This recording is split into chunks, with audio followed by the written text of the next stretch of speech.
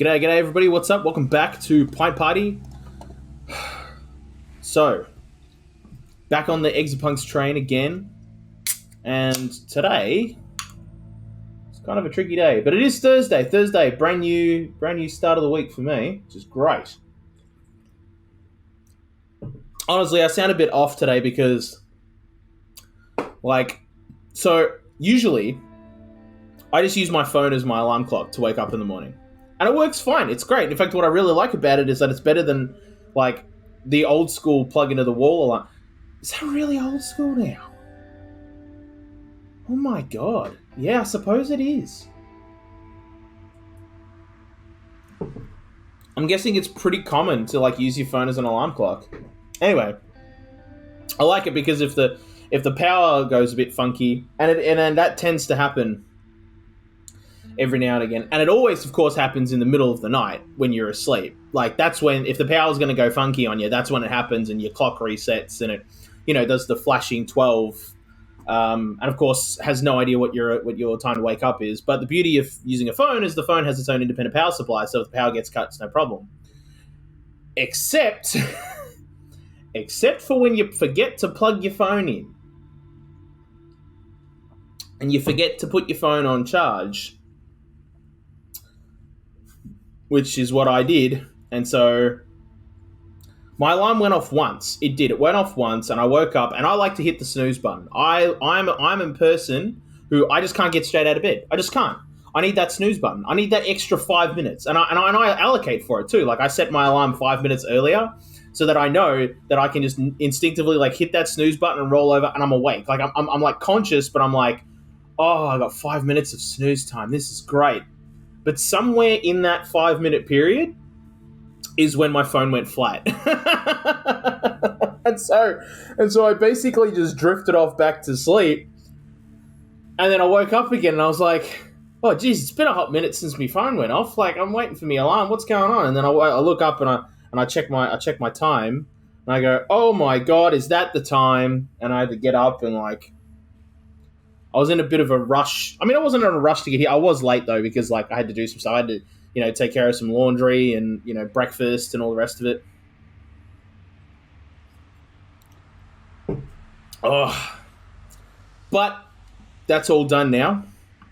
Now we get to do this. And this is a tricky one because we haven't looked at this one yet. Usually I like to look at them and when I usually joke, I'm oh, this will be the one to grow on. But I'm dead serious. I really like looking at the puzzle and then not doing it straight away. Looking at the puzzle and going, okay, I just let that percolate. And I've already discussed how that works with me. We did that with King's Ransom Online, which I actually do want to come back to because I did have an idea about this, about how we can make this less ridiculous. And a part of that is I realized I could just go back and reuse other loops, but I just wasn't doing that because I wasn't thinking straight because my brain was on the edge of breaking when by the time we finished that puzzle. But I've got we could go back and fix that, and I'm pretty sure I could make that way better and actually submit a score. But let's move along. Let's move forward, not backward. Let's keep moving forward. Okay. So, what are we doing? Satellite uplink. Upload a new television program to a satellite broadcast system. Okay, so this seems like it's the radio gimmick, but with TV shows. Alright, cool. Why does Ember want us to do this? Let's see. You know what really moves people? Art. Yes, that's true.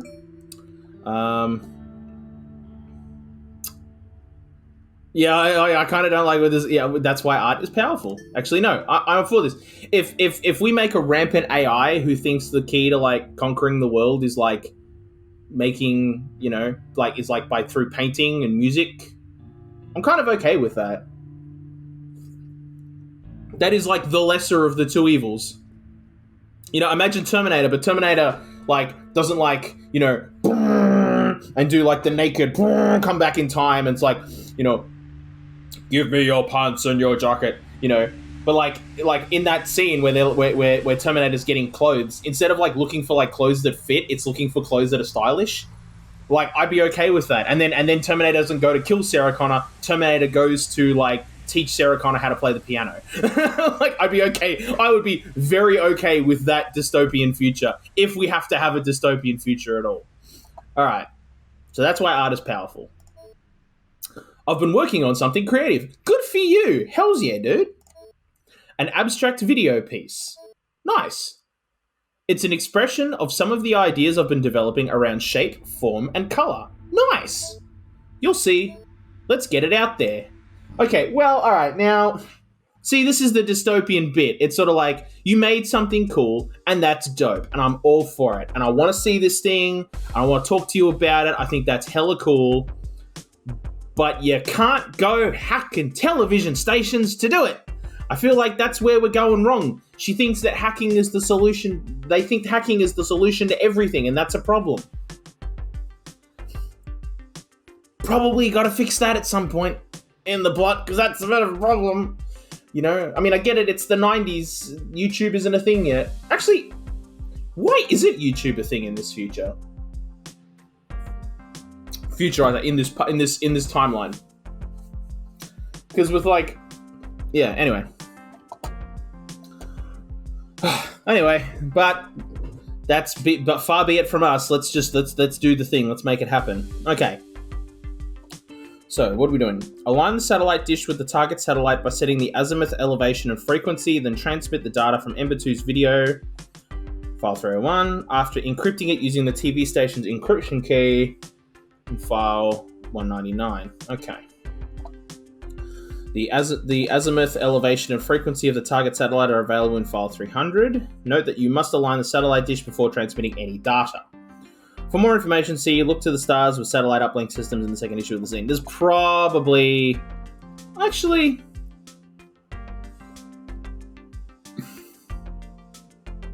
I feel like we could just go full YOLO and, like, not read the manual on this one. Because I like, you know, and do, like, the classic, like, I don't need no manual, mate, on this one.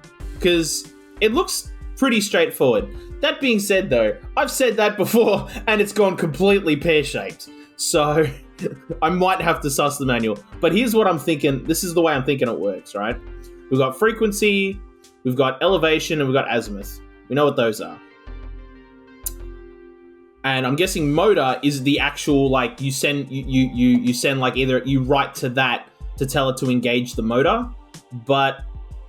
What I'm not sure is the order in which you do stuff. So do you write to elevation and then engage the motor, and the motor will just move to whatever's written into this register? And then I think that's how that works. And I think frequency is just straight up, you do the frequency and then you can start to send data. But that's connected there by a bridge. So there is, and these connections represent like a hardline connection. Not wireless, as far as I know.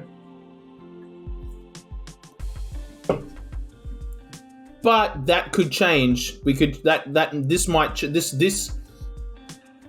change by changing the frequency. That might be what's going on there. And then we've got an exit here, which I'm not... I don't know what they're doing. Are they just going to sit there and do stuff? Okay, they're not going to do anything. Okay, that's cool. Or at least they're not doing anything right now. Maybe their whole job is to, like, maybe you transmit a film into here and the exit comes out. Yeah, look at that. There's no connection there. So maybe the exit comes out, grabs the thing, and then brings it into the quote-unquote projection room and plays the movie. Okay. Copy of video output 3 final. Oh, that's the film. Oh, that's cute. Oh my god. Yep. I remember doing that. Back in the day when I first started video editing, you just write final on something, but then like you would always screw it up, so you write final. But everybody does it, and I feel like you have to do it. It's a stepping stone in video editing to go from that to like just doing version numbers and literally not caring if it's like done or not. You just go, if there's a screw up, we just make another version. We just go from version 2 to version 3 and then 3 to 4 and so on and so on. I once did a video for a client, and I think we got up to like version 20 or something, like in revisions. So yeah, like that can happen. I've even had like ones with subversions where it's sort of been like, okay, let's make 3 different kind of versions of the same video. And so you have to have version 1.1 and then version 2.1 and oh boy. Yeah, that's fun. Okay. So it seems to me though, because all of these need to be set before we transmit anything, but I feel like the thing to do is to do the frequency last.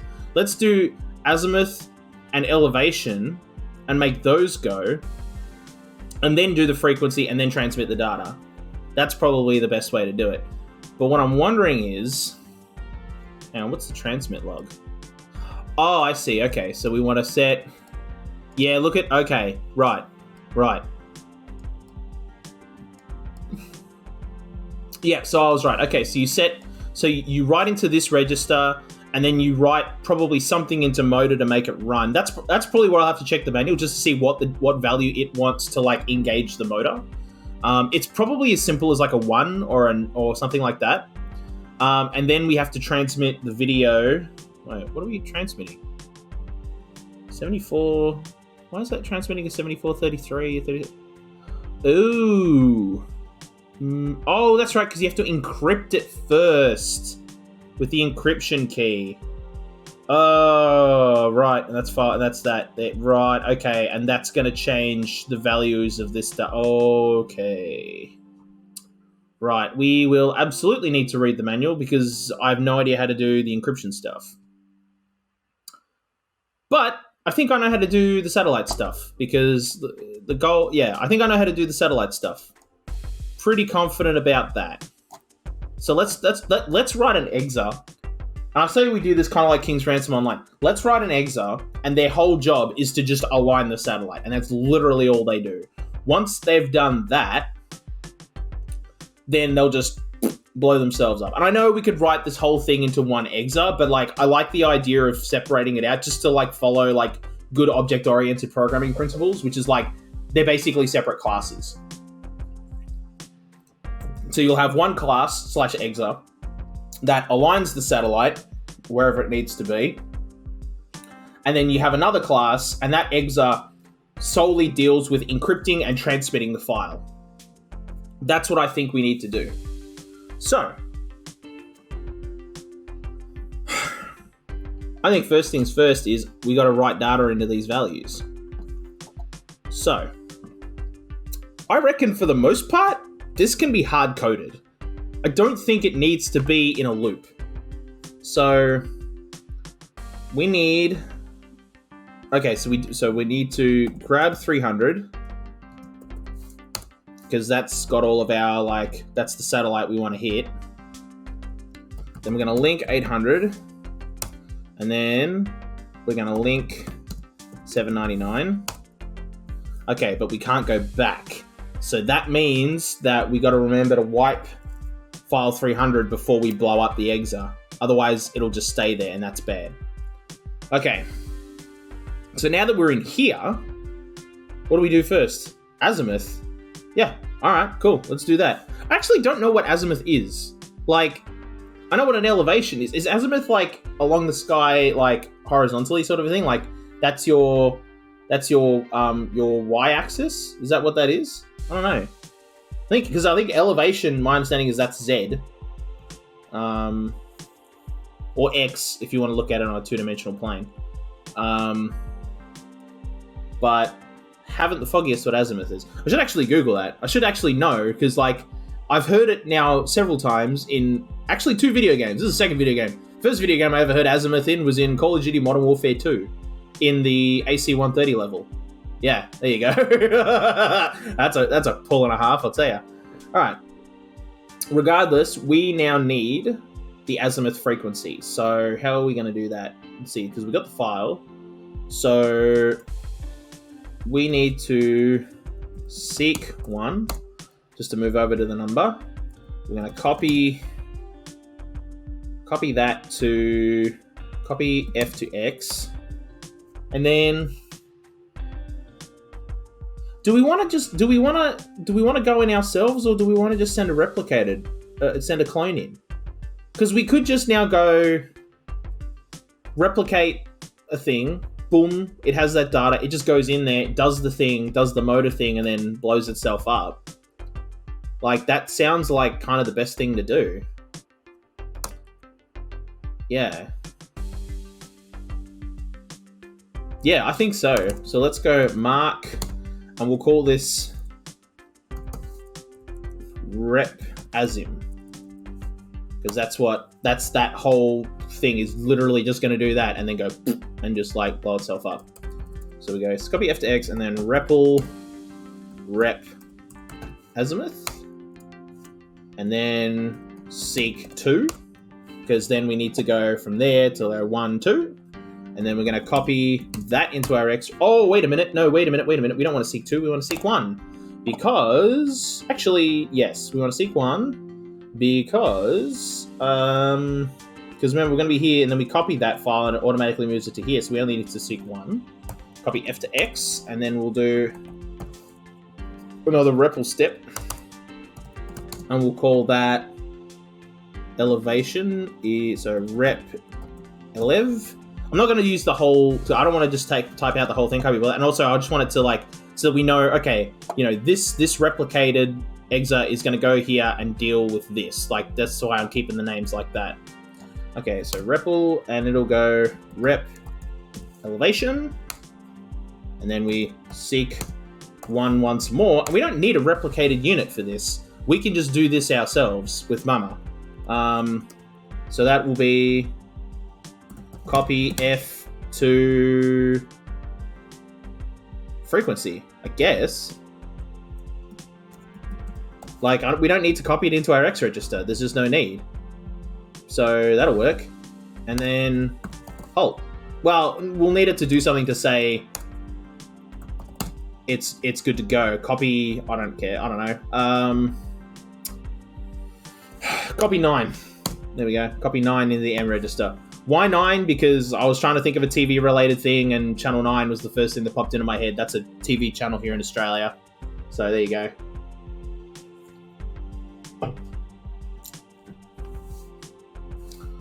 Okay. No, you know what? I'm going to make this a little more personal. I'm going to make it 31, because there's another station called Channel 31, and I was on Channel 31 several times, working on several different projects. So I do like Channel 31. I like this, and I like not just like didn't just work on projects that broadcast on Channel 31. I worked in their studios making other projects like for other things. So yeah, that's what we'll do. That's what that is. And then halt. So all that is literally going to be is just to say, okay, we've set this, like we've got the satellite, we've got the dish pointed at the satellite. You're now ready to rock and roll.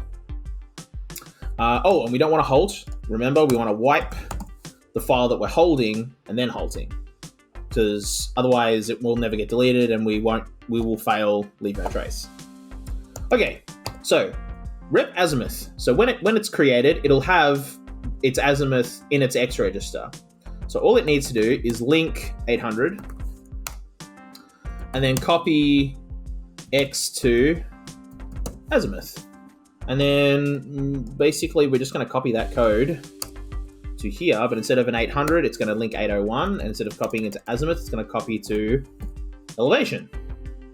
Okay, now they both need a couple extra pieces of code. First of all, they both need to halt when they're done. They will both need to halt. Do we want them to tell Mama that they've done their job before they halt? Because I suspect we can't have this motor going when this motor's going. Because I don't think it'll work like that. I think you have to go kind of like, and then engage the next motor to do it like that. I think is how that's going to work. So, but that's okay. Like if that is in fact the case, like we know how to deal with that. So that's fine. Okay. But they also need to engage the motor, which is where we need to read the manual, which I came prepared for. So what's the chapter we need? Look to the stars with satellite uplink systems.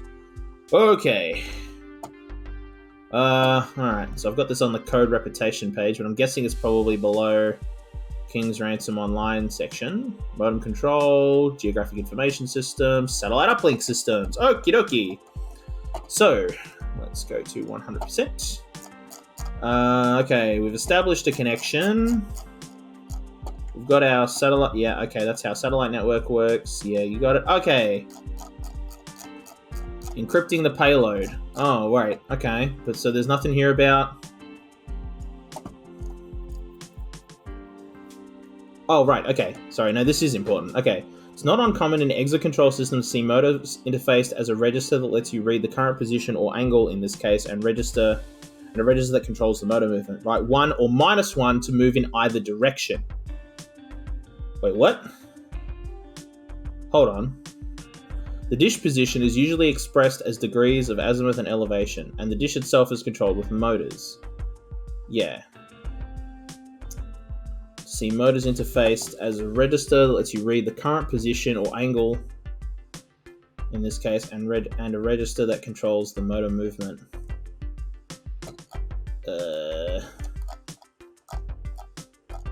Okay.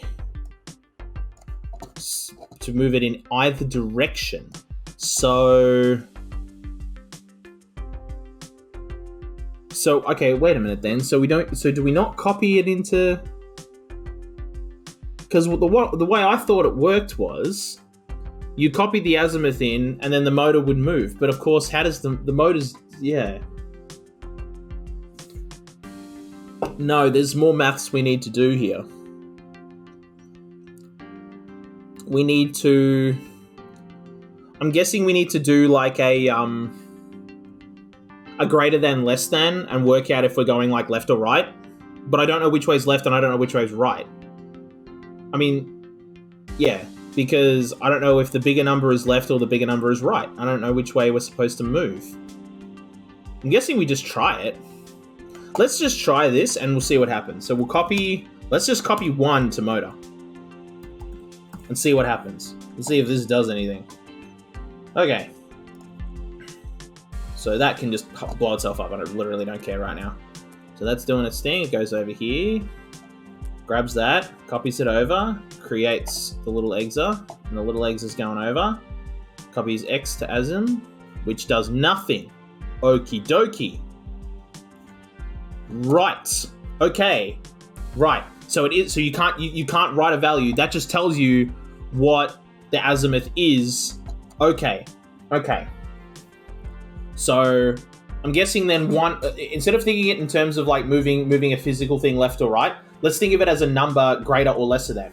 If the number is less, so our number is 123 and azimuth is at 140. So that means we need to bring that number down. So I'm guessing we need to do a -1. Now, how does that work? Hang on a minute. So so we're about to copy it over. Does that go 139 or 141? It does. Okay, so it's like a counter. Right.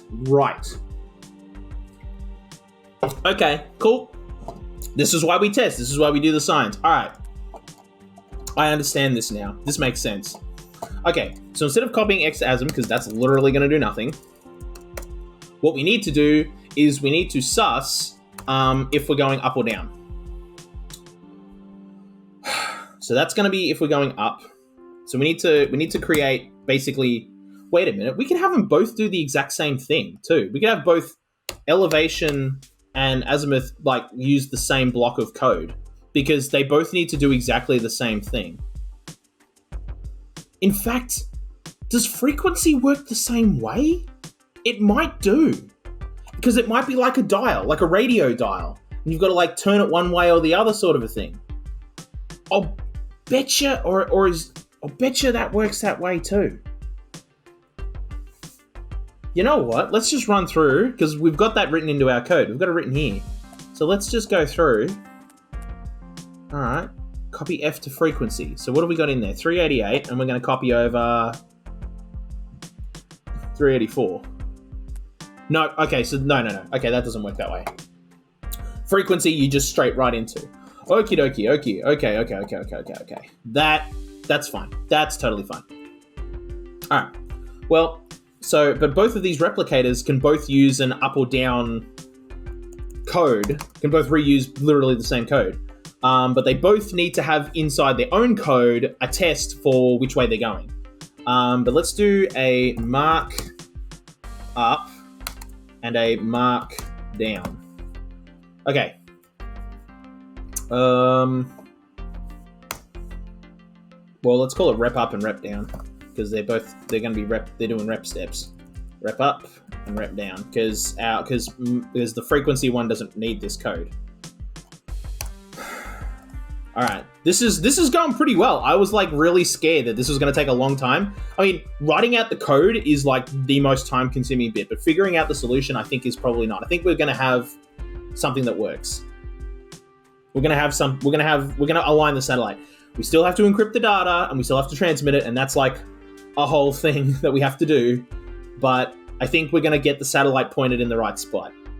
Okay, so it needs to test if x is greater than... can we just do this?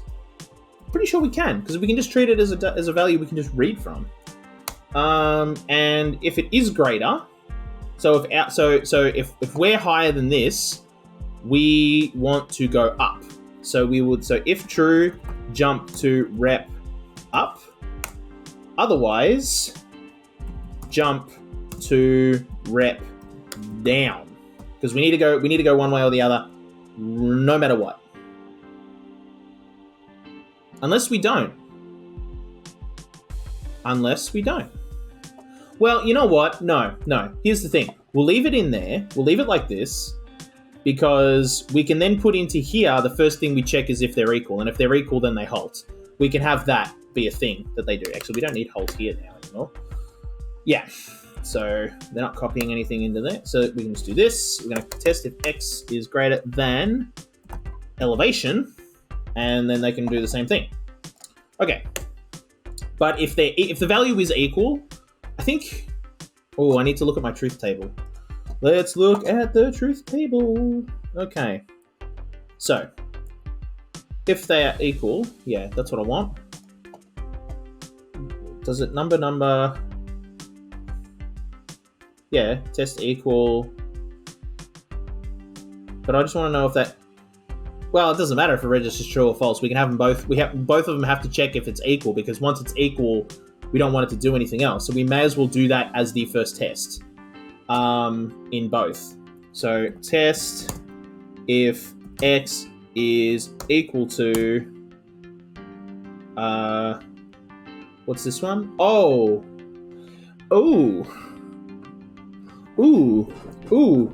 They can't reuse the same code because they both have to write to separate things. Oh dear.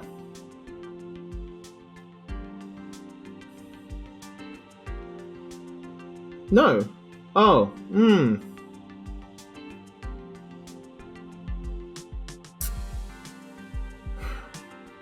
No, we can have this loop back. So basically, okay, here's what I'm thinking, right? I think having a separate up and down is great. So up, it's going to copy 1 to motor, and then we'll have it jump back and do its test again. And this one will be copy -1 to motor, and then they will jump. Oh, but where do they jump to? Because we can't just write in jump rep as in, because then rep elev is going to do the same thing. That's a problem. Oh, damn. I don't want to have to copy this code out, because that's stupid.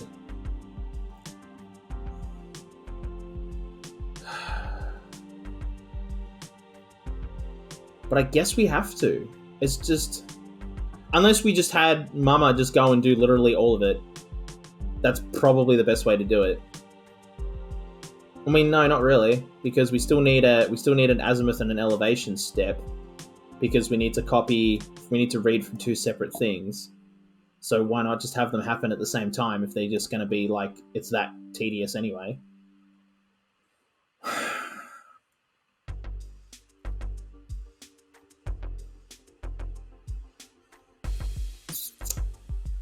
Alright.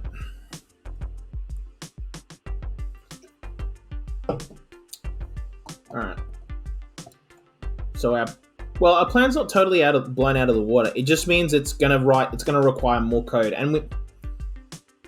But it also makes me question if we want to stick with the replicated exits. But I feel like that's the answer. I feel like that's what it wants me to do, because that was more or less the solution to the last puzzle. And each puzzle, like I said, each puzzle builds on the rest. So I feel like that's what it wants us to do, is to have a replicated exit go into there and one go into there and then do its thing. But we can't have them both do a rep up and a rep down and have them then fall through again.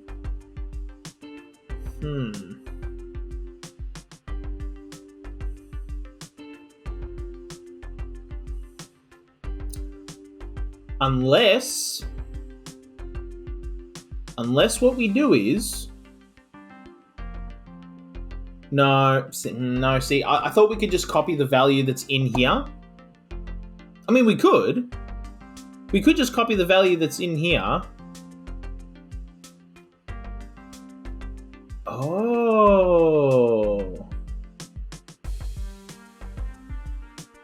Wait a minute. So the elevation's at 4. What if we did some quick maths up here, and then we could have them just test against itself? Just do a countdown timer, in the T register. So we do. So instead of so let's do it in rep. I'll show you what I'm talking about. So we go over there, and we don't do any of this stuff. What we do instead is we subtract the value of. So we go subtract from X, which is our target, the value of Azim, and write that back into X. Now, that'll tell us how far basically up or down we need to go. And even if it's beyond 0, that's fine, because that still gives us negative, what we're going to do is work our way towards 0 is what we want to do. So then we test if X is greater than 0. And if it is, we want to go down. But if it isn't, we want to go up. So if it's true, if it is greater than 0, we're going to jump to rep down. Otherwise, jump to rep up. And then let's do rep down. So what it'll do is it'll copy -1 to motor. Oh, actually, here's what we want to do, actually. Oh dear. Because I want some stuff to happen before then.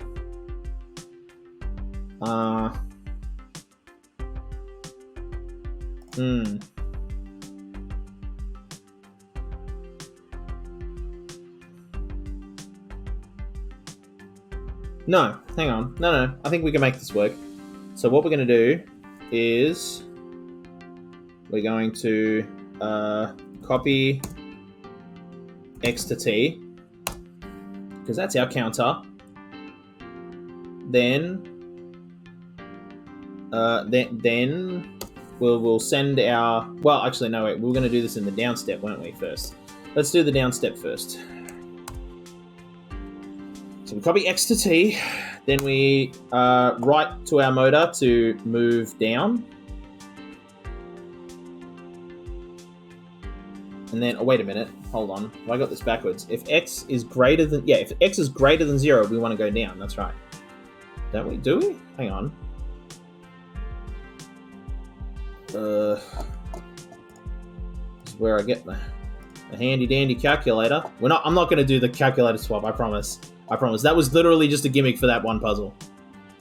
Okay, so 140 for the baseball puzzle. 140 minus... No, wait a minute, because we're not... No, let's do this in the order I actually wrote it. So it'll be 123 minus 140, and that equals -17. So that means we need to go down. Yes. No. So if it's... Nope, I've got these in the wrong order. So that needs to go to... If it's true, we need to go up. Otherwise, we need to go down. That's... Yes. Okay. Because we want to bring 140 down to 123. Yeah. And we need to... And I think to do that... If I go... Hang on a minute. So, yeah, that should then just... Hang on. If I go 140... minus 123, that should be 17. Yeah. So it works out. Yeah, that's what I thought. Okay. So that gives us our, like, difference, which is what we're going to use as our counter. So, yes, so we're going to count. So rep down and rep up. Copy X to T, do that, and then copy 1 to motor, and then we subtract... well, why are we... Subtract from... No, that's not going to work. No, hang on a minute. What am I doing? We don't do that here. What we're going to do is we're going to well, hang on. Here's what we can do. Oh, wait, because our... No, hang on. So we're going to subtract from X, 1, write that back into X. Then we're going to move our motor. Then we're going to copy whatever's in the X register into T. Oh no, we don't want to subtract. We want to add. So for down, we want to add because it'll be a negative value, and in up, we're going to subtract. Okay. So I'm going to add 1, copy -1 to the motor to move it down, copy X to T, and then if true, jump to rep down. And that should then move it, I hope. God, I hope this works. We're gonna leave elevation alone. Like that'll just freak out and blow itself up, and I don't care. Okay, so we're gonna look at X 0. So we're subtracting. So we got -17. We're gonna test if it's greater than 0, which it isn't. So it should skip over that and go straight to rep down. Yes. Okay. So we add 1 to X. That brings it to -16. Copy 1 to the motor, which brings it down. Copy X into the T value, and if it's true, which it isn't, it should just go back. Yes. And do it all again. Now, it's a bit of an extra step, but it saves us from like... Well, now hold on. That just seems a bit unnecessary when I could subtract this. Oh no, because we need to do a test. That's right. Yeah, because we're testing. Yeah. And that'll reset the register, so that's the way that's got to be. Yeah, that's fine. That works though. That looks like that worked. Well, let's... Hang on a minute. Let me just step... I want to step through this. So 15, 14, 13, 12, 11, 10, 9, 8, 7, 6, 5, 4, 3, 2, 1. Now, our target is 123, if I'm not mistaken. Yes. So I'm going to go through. I'm going to reach 0. It's going to do this. Copy it over. And that's it at 123. So now it should turn false. And out of instructions and blow itself up. Perfect. Okay, so that code works. Sweet. So now what we're going to do is we're going to use the exact same code right here. But we're going to change some things. So instead of an add, it'll be a subtract, because this will be counting down, not up.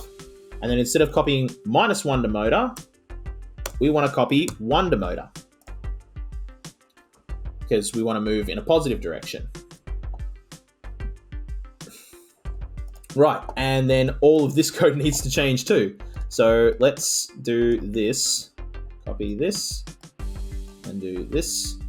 And we're gonna, instead of copying azimuth, I'm gonna copy elevation, and then do that test.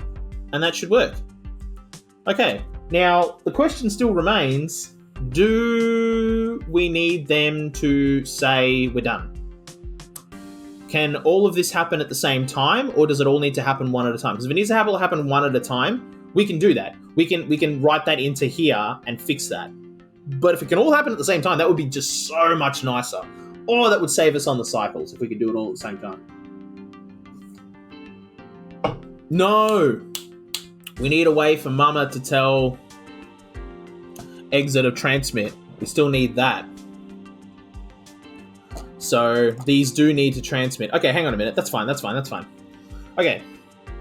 So what we're going to do then is we're going to do this, and then we're going to do a void M step twice, because we got 2 replicated exits. And once they've done all of this, they're going to fall through, and they're going to copy 31 to M, and then halt. Because otherwise it'll just go into this, and we don't want it to do that. And this one will do the same thing, and then we'll just add the halt step. I mean, it's not necessary. It can just go run out of instructions and go boom, but I'd rather just have it there for testing purposes right now. We can come back and clean it up. We know that we've got an extra instruction if we need it to like stay under our limit. Okay, so then it does that, and then it does the frequencies. The very last thing it does. Okay, then does that. Okay, oh, that's a problem, because this is, so the other EXA will be listening for an instruction. Well then, let's just set it to local. Here's what we're going to do. Yeah, that's what we'll do. Do this, and then it'll do that. So what we need to do is we need to add an extra link step here, which they can do, because they can both leave. So we're going to link -1, and then we'll add that to here. -1. Okay. And then they can do their thing, and then then EXA will say, okay, you are good to transmit. And while all this is going on, we'll do our encryption step basically at the same time. Okay. So let's make sure, though, that we get our frequency going. So we move over, create our EXAs. Can they move the motors at the same time? They certainly can. Okay. So what do we want our elevation at? Our elevation to be at 36. And our azimuth to be at 123. So it looks like elevation is going to get done first. And it's going to say, hey, I'm done. Cool. Blow itself up. And this one's still going. It's going to reset its azimuth and then say, hey, I'm done. Oh, and then it copied over. And then it's going to say, hey, I'm good to go. Oh, right. But it's stuck because we don't have a... Yeah. Okay. Then let's just tab that out. For now. Let's make sure we can get to this step. Let's get to here. So we can get to here. You go global, wipe the file, halt. Hey, Cetrus, what's up? No, dude, if you need to sleep, go to sleep, dude. I'll be throwing this up on YouTube. You can go and rewatch the stream later if you want to. Don't worry about it, dude.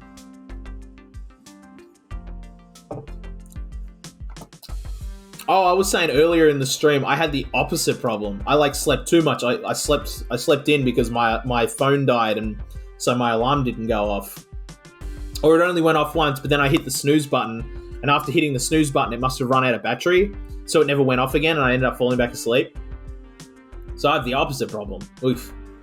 But basically all I'm doing here is we're just getting our satellite aligned. So, okay, so I don't know how much you've seen, sorry. The puzzle is we got to align the satellite and transmit a video file to the television station. So, but it needs to happen in that order. You need to align the satellite first and then transmit the data. And there's some more stuff you got to do with the data. There's a whole gimmick there with encrypting it and crap. Anyway, we're on step 1, and that's align the satellite. And I'm pretty sure we just got that done. So now I'm going to start writing up the next EXA, and I'm doing it in 2 EXAs again, just for object-oriented programming reasons. I like having them as 2 separate EXAs, as in they're separate classes. So this is the satellite alignment class, and this will be the file encrypt and transmit class. And that's just to keep them organized in my head is my plan.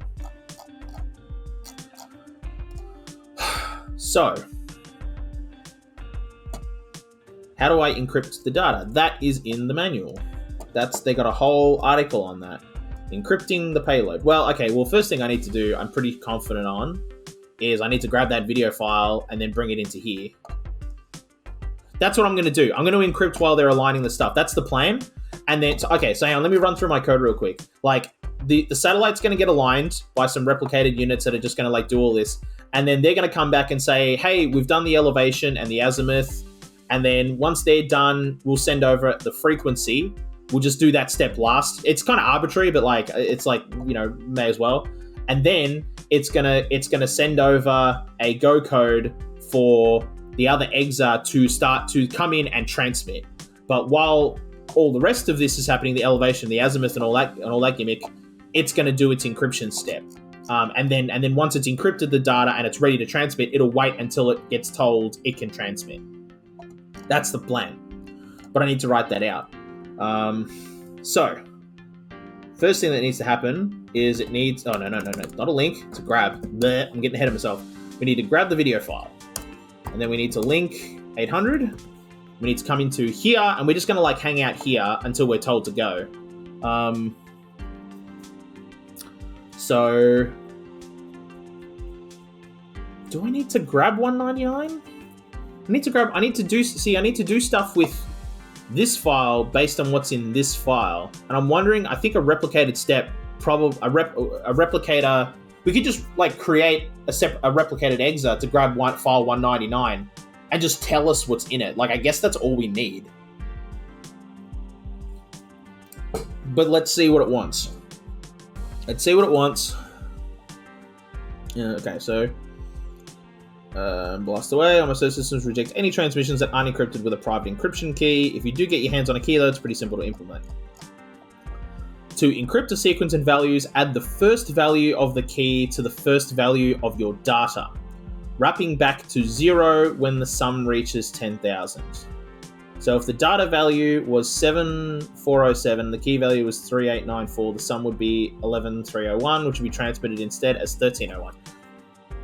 Oh, God, I hate this. Ugh. Okay, so right off the bat, we need to swizz. We're going to need to swizz, but we need to do some crazy maths, that doesn't break the exa. Because if it goes over 10,000, we're screwed. Well, it needs to wrap, it says. I don't know how to do that. Yes, I do. If it goes over, we just subtract, I guess. We check if the value is greater than. Can we... Oh. To encrypt... Okay, hang on, wait. If your message is longer than your key... Okay, wait a minute. So, add the first value of the key to the first value of your data. Data key. Oh, okay. Sorry, I thought it was like one number at a time. We had to do it. So like I thought, okay, so hang on. So here's the file we need to encrypt, and here's the encryption key. I thought we had 1988 and 5445, and I thought we had to do 1 and 5 and then 9 and 4 and do it that way. Oh, no, we don't. We add this value to this value. Okay. That's fine. That's totally fine. That's absolutely doable. So, okay, so add the first value to the first value. Oh, okay, so the key has to go first. So you have to add the key to the data. Okay. Right. Well, let's just do that. Let's get that going, and then we'll figure out how to do a wrap step, which we're going to have to do like here. That's what's that?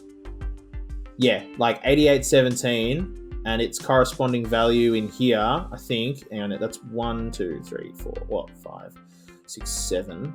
1, 2, 3, 4, 5, 6. Yeah, we are. That this value needs to be wrapped. So yeah, but let's get it. Well, okay. Well, actually, the actual encryption step itself is kind of irrelevant. We need to create a replicate. We need to create an exa that can tell us that value. Which isn't too hard. Mark rep. Let's call it read. That's its whole. This replicated exa's whole job is going to be to grab file 199, and then we have to create a loop for it to like. Yeah, we'll call it a. What do we call it?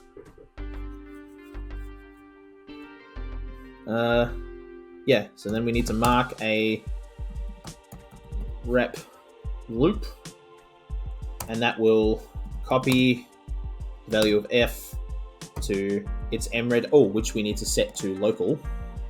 Okay. So these, this one's local, because we now have exes. Okay, that's fine. All right, so copy f to m, and then it's going to test EOF, like that, and if false, it's just going to jump back into its loop, and it's just going to go and just do that. Now we need to send a value. Well, they're all positive integers. So, okay, so once that's done, it'll copy Go code. Standard. We'll just use a standard one. We're not going to do any fancy ones because this time it matters. The number matters. Copy that and then hold. Okay, so that's our cloned exa giving us all the values in here, which is great. Okay, but now we need to do... Well, we're going to need a loop for encrypting. So mark... what do we call it? Encrypt? Is that how you spell encrypt? Then transmit the data. Yeah, it is. Okay. It doesn't matter. I mean, as long as even if you spell something wrong, as long as you're consistent. This is actually, I'm not even kidding. This is like a tech tip from my IT teacher in high school. And he was a great guy. He was like, I mean, he had the most, like, he came over from Ukraine, and like, he just had like the deepest voice, and he was the most chill dude ever. Like, he had like, literally he had a bass tone when he sang. And I only ever heard him sing once, but goddamn could he sing. Holy moly. But his tip was, because when he first taught us to write pseudocode, he noticed that I'd misspelled a word in my code. But my misspelling was consistent all the way through my code. Therefore, my code would have been valid. And that's what he said. He said, it doesn't matter if you misspell something, as long as you're consistent in your misspelling. If you consistently do it all the way through your code will run valid, and you're fine. So that's what we're doing. That, like, if I misspell, we just have to make sure I'm consistent in it. Anyway, so here's our encrypt step, and our encrypt step... I'm wondering if it's better to bring it into... Well, I think the first thing we need to do is copy what's being sent to us, because we'll do it in the order that the manual says for us to do. So the manual wants us to add the first value of the key to the first value of the data. So we'll do it we will do the equation in that order. Even though I don't think it super matters, let's just for the sake of sanity, we'll do that. So we'll copy M into the X register. Then, actually, we need to do some file manipulation, because that is the first piece of data, and we don't want that piece of data. So we're actually going to seek one outside, because we don't need to loop that. That's just ridiculous. And then we're going to add the value of F, which will be like that piece of data there, or whatever, to the value of X, which is what we've got sent over from file 199, and write that back into X. Which, I don't know if we need to do a test if it's over 10,000.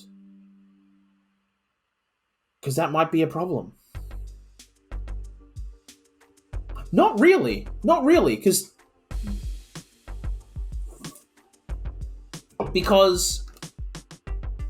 okay, hang on.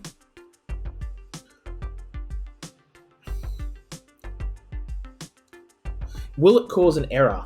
Hang on a minute. I need to check the errors, the common errors. Because if it errors it out, we might be in problem. Invalid hardware register, math with keywords, divide by 0. No. We're not going to have any of those problems. Invalid file access, invalid link traversal. No, we're not having any of those problems. Okay. So, because what I'm wondering is, was it going to error out if the X, like if we overflow the X register, is it going to freak out? But it doesn't look like it is. Doesn't look like that's written in. It just can't hold that much? Or can it? create a third exit real quick, and we're just going to copy over the value of 10,000, and like, I want to see what happens when we just do that. Like what does that look like? God damn, sorry, if you see my light flickering, I never bothered to change my light. I'm going to change that light bulb now, because that flickering is annoying me. Oh my God. I think my light's starting to die, but it's just holding on because it's one of those like super eco-efficient bulbs. And it's like able to, like, it's not a filament, so like, you know, when filaments go, they just explode. But the what's this one? I don't think it's an LED. I think that one is a fluorescent, I think. Yeah. And obviously it's like running out of its gas, but it's not completely out yet. It's running on fumes. But I should change. I don't want to though, because I don't want to lose, like, I feel like that's a waste of money. I want to get every dollar out of this thing, but it's stupid. Anyway, let's see what happens when we write 10,000 into X. Nothing. Okay, it says, what's it saying? Number 2 large. Okay, so we can't do it at all. Yeah. All right, fair enough. So then that's my concern, because we don't know if the value is going to be over 10,000 until we add them together. But maybe we can do a check for that. Maybe it can temporarily be that way. I want to see where it errors out. We're gonna continue on with our loop without testing for that, and then because we know at like the 7th time around it is gonna do that, and I want to see what happens when we get to that point. So copy M to X, add those values together. And then I'm guessing we need to write it back into that file. Is that what we need to do? Hang on. So align the satellite dish. Yeah, done that. Then transmit the data from Ember 2's video file after encrypting it using the TV station's encryption key. Yeah. Can we just write it back into this file though? That's what I'm wondering. Like, yeah, well, it's a copy of video output 3. So obviously Ember's got the master file. Yeah, so they're fine. So we can just write back into it. But in order to do that, I'm pretty sure because we technically read it, the data head moved forward, and so we want to go back. So we want to seek -1, and then copy the value of X into there. And then, so if we do that, that should then move it forward again by doing that step. So, oh, wait a minute, because we want to make sure that, oh, hang on, hold the phone. That's less than this. I was going to do a test EOF up here, but I don't think we're actually encrypting all of the data, just the first few values, I think is what it wants. And maybe that's it. Maybe that it tests if those values are encrypted, or do we need to wrap around? Do we need to like do it all the way through? Hang on. To encrypt the second data value, use the second key. So if your message is longer than your key, you'll run out of key values. In this case, go back to the beginning of your key sequence and repeat the key again. Okay. Ugh, that's annoying.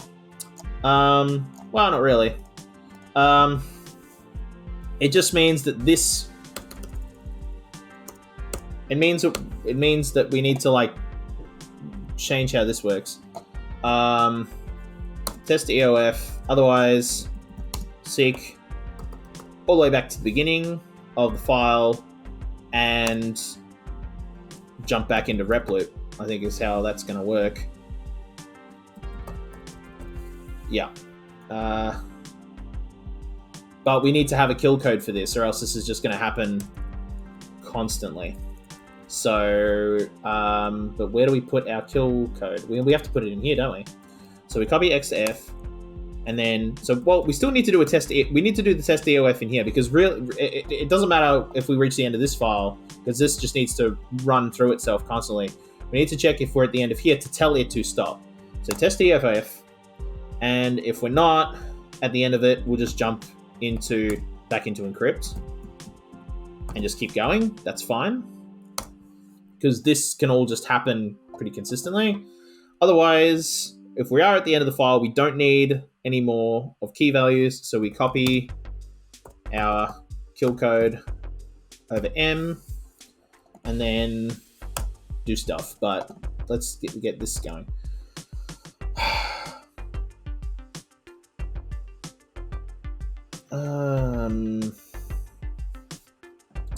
Okay, hang on. So what we can do is we can send data. So we send data first, and that's fine because we want data first, and then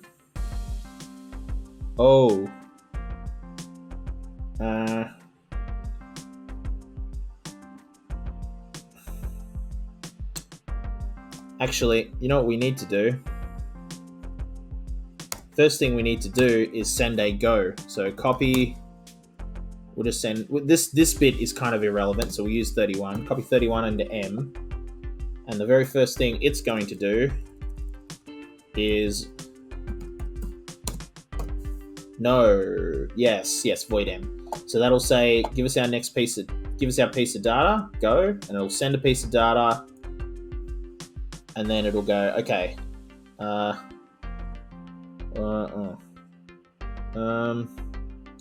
No, we don't want to void it though, because in case it falls through and it sends something else.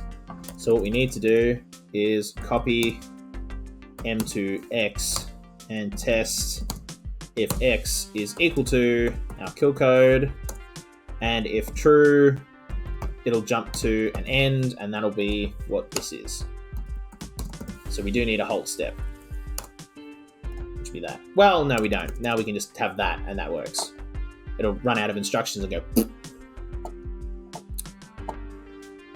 Okay. Otherwise, it'll just fall through, and it'll just keep sending stuff around until it reaches the end of the file, and then it just does that, and then it can just that loop kind of works, I think. And then this will do its thing until it says I don't want you no more, and then it'll make the clone blow itself up. And once the file is completely encrypted, then we need to transmit that file. And the way that works is we then go link 799, because now we need to be in here. And then I'm guessing we need to write to this data thing. Yeah, because that's looking... Yeah, we need to write one piece of data at a time. So what we're actually going to do is we're going to do that, and then we're going to seek all the way back to the start of the file, and then again seek one, because we don't need, because we're going to, once this is all encrypted, we'll go all the way back to the start of the file, and then we still don't need that piece of data, we need the first, so we need to go forward again. Then we'll do our I 100% forgot to write in. Right, so once it does all of this, then it needs to go global to global chat and wait for a go code. Right, from this thing. Okay. Then once it's got its go code, then it can do the transmit step. Yeah. Okay, so it'll link 799. And then this just happens in a loop. So this will be transmit. And it will copy F to data, test for the end of the file, and if false, jump into transmit again. Otherwise, it will wipe the file. We need to destroy that file, because remember, we can't, once we're in here, we can't go back. Wipe the file and halt. And that should be all of our code.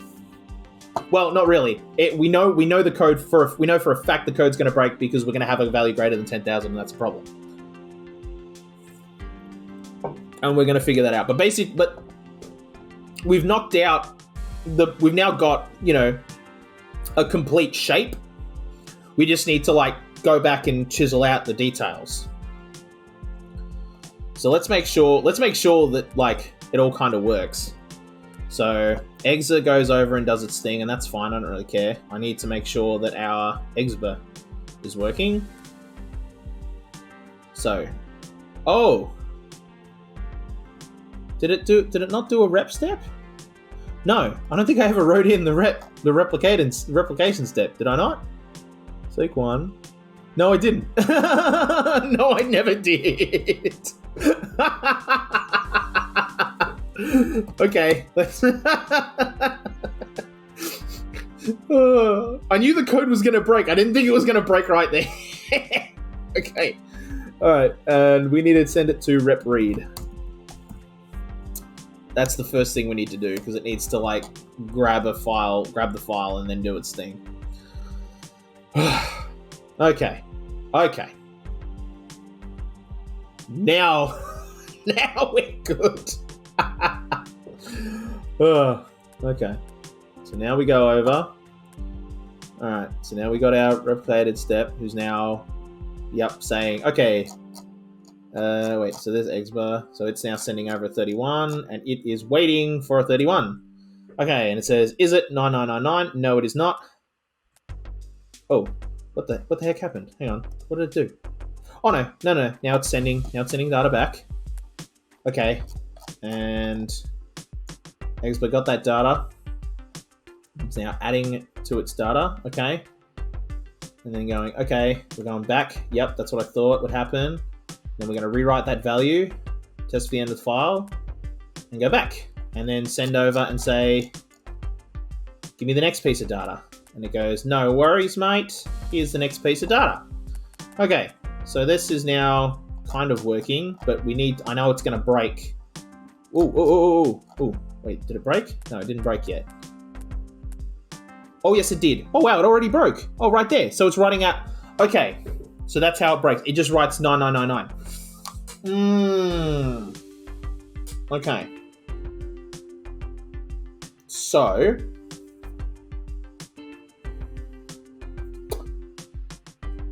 how do we fix that?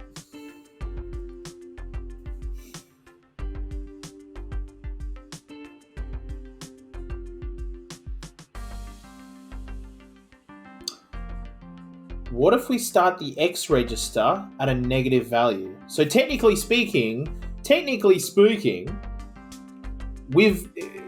our value's maximum isn't 9,999, it's 19,999 if we include our negative values. So what if we started with our negative value? Okay, but then how do we make sure that the value is valid if it's not going to go over 10,000 though? It'll end up less than 0. It'll still be a negative number, and if it's less than 0, we just add a value to it to make it a positive number. I think if we just add the value to itself, it should then come out positive? No, that just brings it all the way up to 0. We have to double the value and then add it in. So, okay. I think that'd work. I think. So. No, we need to do it in here. So, do we want to do it first, though? Okay, so because we're copying that into our X register. So maybe... Okay, so... Well, no, because we can move it. It doesn't have to go into our X register. We can... Why do we even have to copy it over? Can't we just add? No, because if the timing's off, it'll just add 0. We don't want that. So we want a copy step. We want it to hold there. So... But it doesn't have to go into the X register. We can just put it into the T register temporarily. Although... Why? So first thing I think we need to do is copy minus 9999 into the X register. Yeah, so we are actually going to put it into the T register. So here's what I'm going to do. So we're going to put that into the T register. And then we're going to add the value of... No, and then we're going to add an extra addition step. So add the value of T to the value of X. Add the value of T to X and write that back into X. And then we add our f into there. And then it doesn't matter. See, and then the T register can get wiped out, and that's fine. Because now we can now that we've done what we've done with the T register, we can then just, you know, do a test with it, and it doesn't matter. So then we then test if x is less than 0. Oh god, we need to make a new mark. Right. We need a write file, which is what this will do. So test if x is equals 0. We need to make a couple of these. We'll create an overflow writing step. Otherwise, okay, so if x is not greater than 0, it'll jump into write. Because if it isn't less than 0, yeah, because it'll be then the overflow worked. Otherwise it'll jump. No, otherwise it'll just fall through. We don't need to write this out. What am I doing? No, that's just a wasted instruction. Yeah. We just need to skip this if it hasn't overflowed. If it has overflowed, but if it hasn't overflowed, we then need to copy the value of x into t, because I just want to preserve that value to do maths on it before we send it back into the x value. Then we're going to multiply the value of t by 2. We're going to double it and write that back into t. Do we want to do a multiplication step, or do we want to make an addition? Basically, I don't want to bring it back to 0. I want to bring it back to 0 plus its initial value, which I guess is just an add. It's probably easier. So add the value of t to t, write it back into t.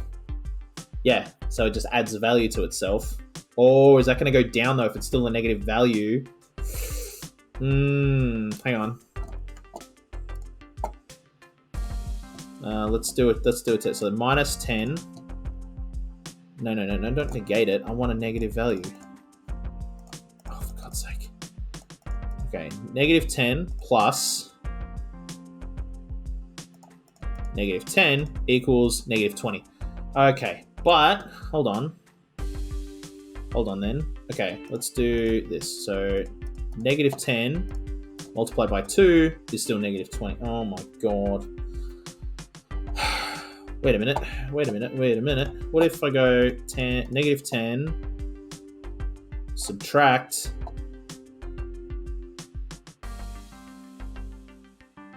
negative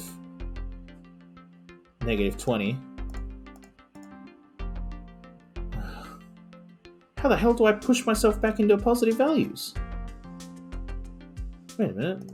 Wait, negative 10 minus negative 10 is 0.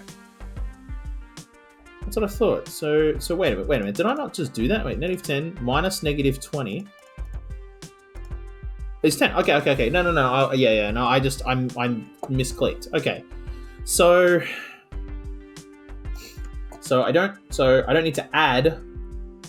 I need to subtract. I need to subtract the value of t by itself. No. I think I do want to add it. Actually here, because that gives us like basically doubling of our negative value.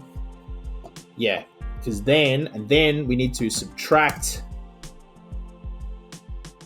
the value of x to the value of t and write that back into x, and that gives us our correct value if it hasn't overflowed. And then it can fall through and do its business. Hopefully that works.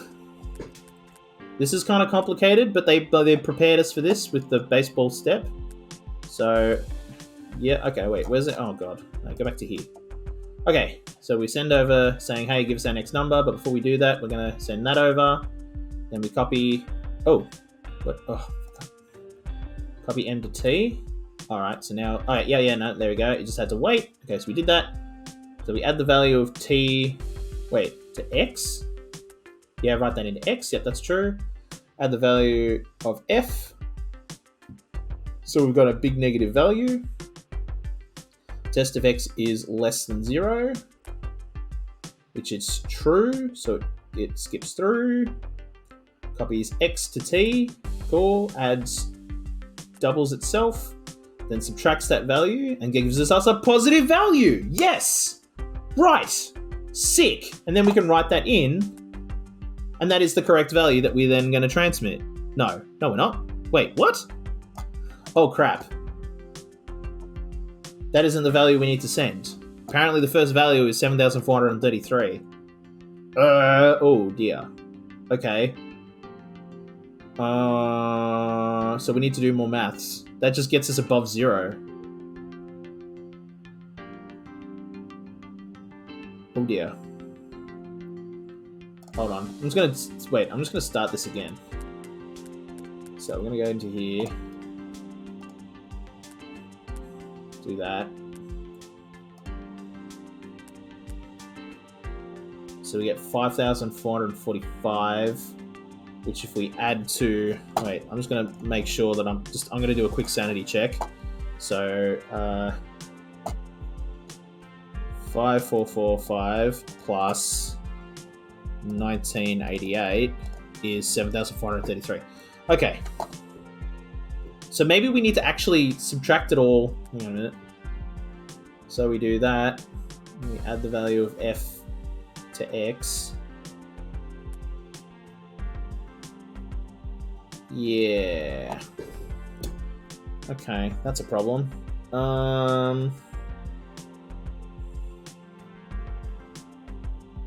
If X is less than 0, which it will be. Wait a minute. I'm overcomplicating this. I think I'm overcomplicating this.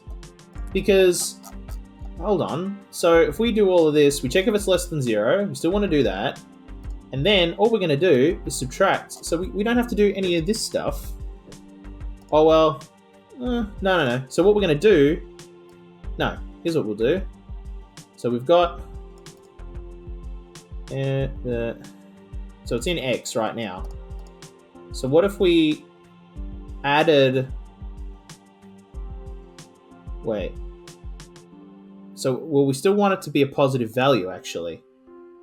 We want it to be a positive value that we then need to perform an extra step on, which is we subtract 9999.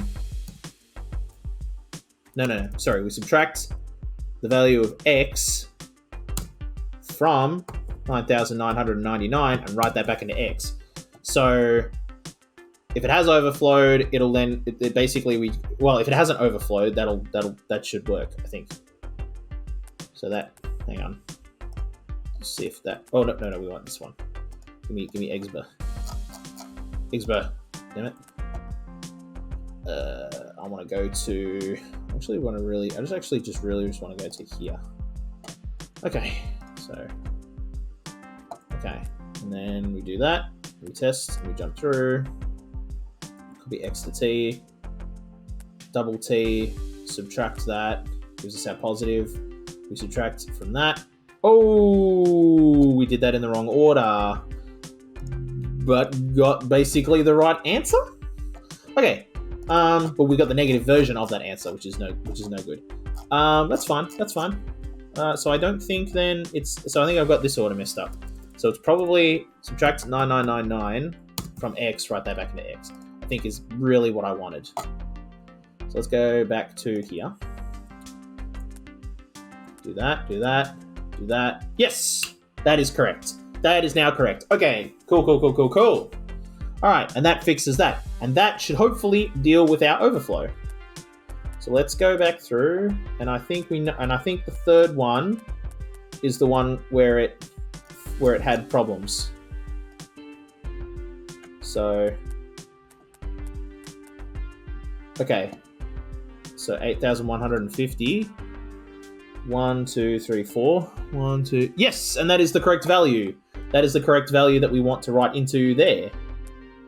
Oh, no, we don't. Oh, damn. Oh, damn, we wrote it into the wrong spot. Wait, 1, 2, 3. 1, 2. Oh, no, we didn't. No, we didn't. No, we didn't. We wrote it into the right spot. Okay. So I think let's... Okay, so here's what I want to do now, though. Oh, why did that blow up? Why did that blow up? Well, that's bad. That's bad, because this should be happening at the same time.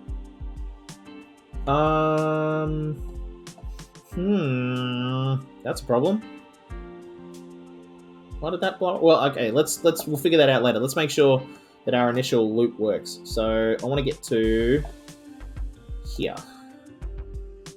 So yeah, now it's waiting for its go code, and it'll never get one. Okay, so why is this having a problem?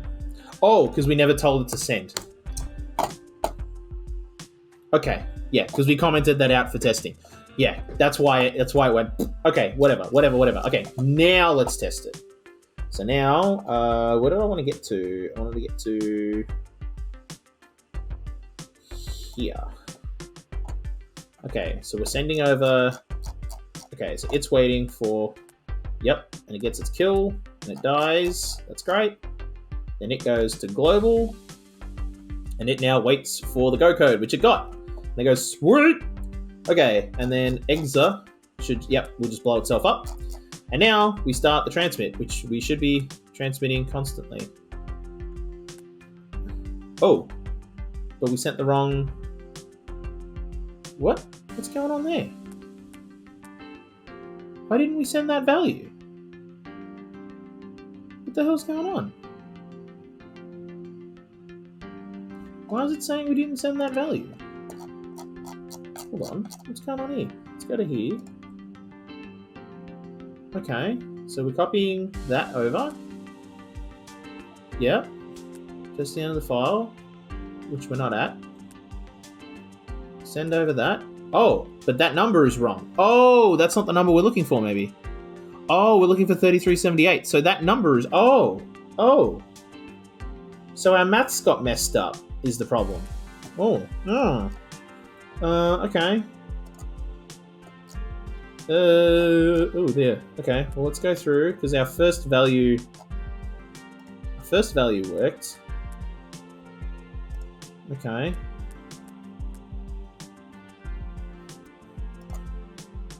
Wait a minute, what the heck's... I don't care about Exa1. Oh my god. Can we just... I wish I could just lock this into place. What's this do?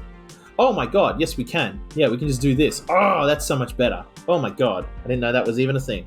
Okay, so I copy X to T, and it's doing its thing. Okay, oh right, okay, so it's doing its thing on... Yeah, no, this is on that first value. So we're not on there, so we're going to jump back into here. Copy that over, reset that, copy M to T, which is 2200. Yep, that's good. Then we're going to add T to the value of X. Yes. Then we're going to add F, so which was that thing, which was that number there, which should then come out to 3378. So is the value less than 0? No. So then it goes to here. It copies X into the T register. Doubles that. Oh! That's the problem. We're overflowing the other way. Right.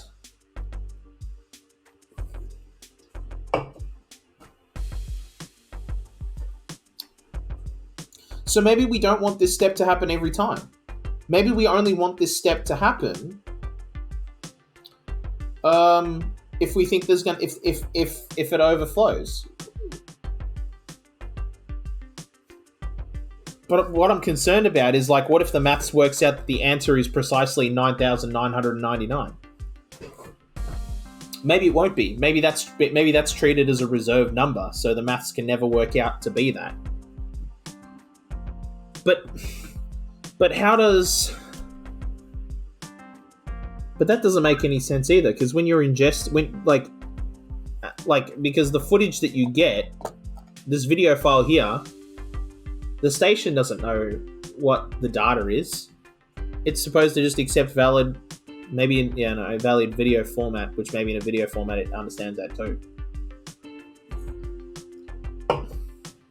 That's part of an encoding standard, I would imagine, actually. Yeah. Or it'd be a part. Yeah, whatever the encoding standard they use for broadcast. Yeah.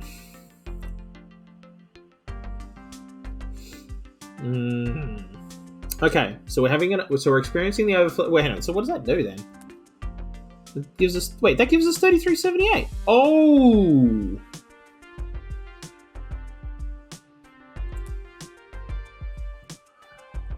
Oh, okay. Wait a minute. So the overflow isn't bad because we got the correct answer and then we screwed it up.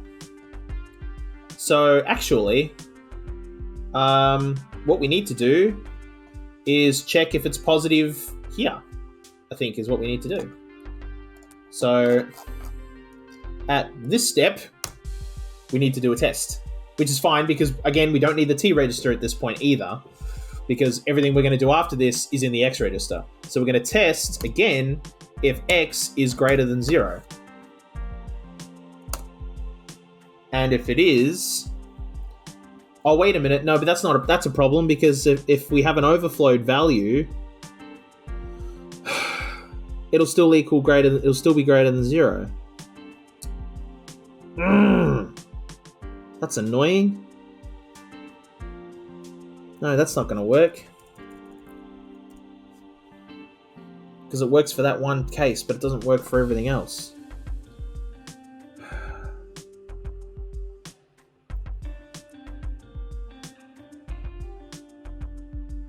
I think we need to check if we're going to overflow before. Well, that's what that's supposedly... No, that's testing...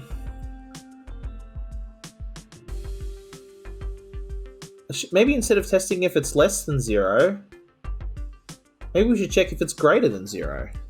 Flip the bit. Because this should work for every value that isn't an overflow. Well, actually, what if we tested if x equals 99.9999? Actually, is what we should do. Because if it does, then we know that we've got a bad... Yeah, but then we're not preserving values. If it has...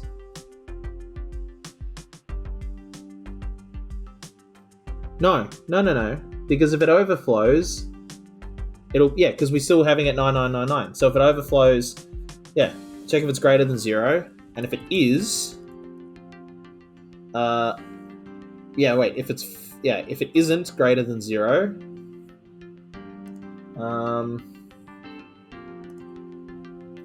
we do need an overflow. So mark, we need an overflow step, but not there.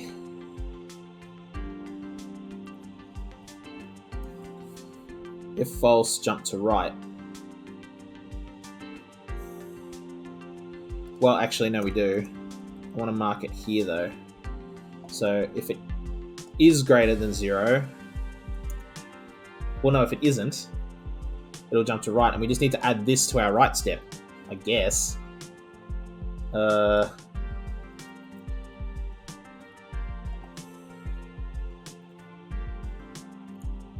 Well, no, so maybe... Okay, hang on a minute.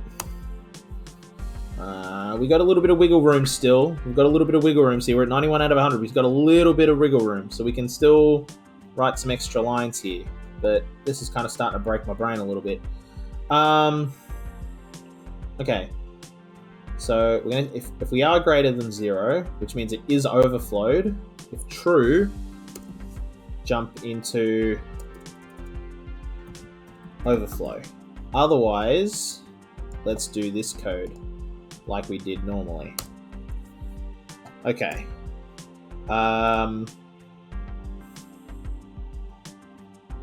So that then deals with our overflow, but if it isn't an overflow, then we need to bring,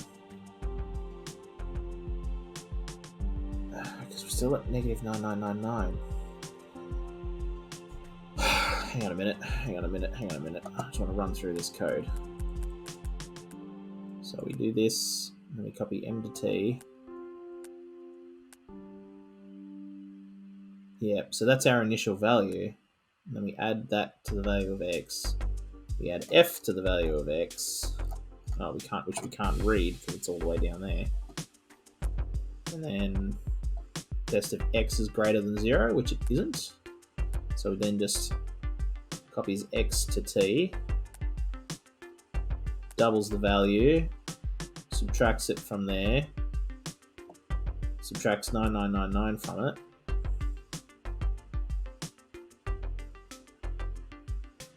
and then writes. But if we have an overflow, so what do we do if we have an overflow?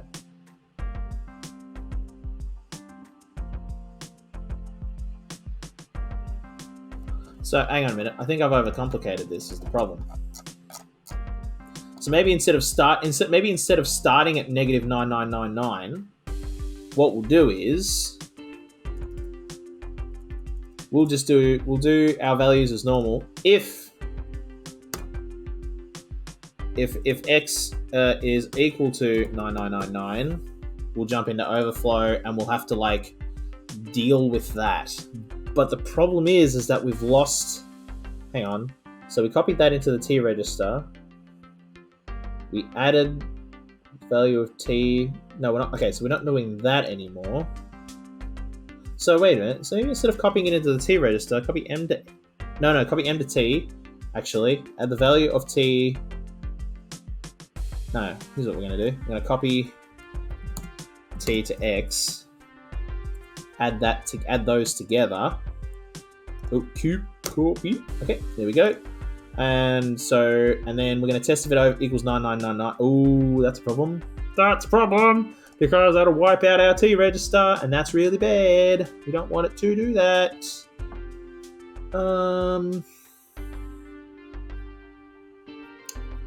Oh, okay.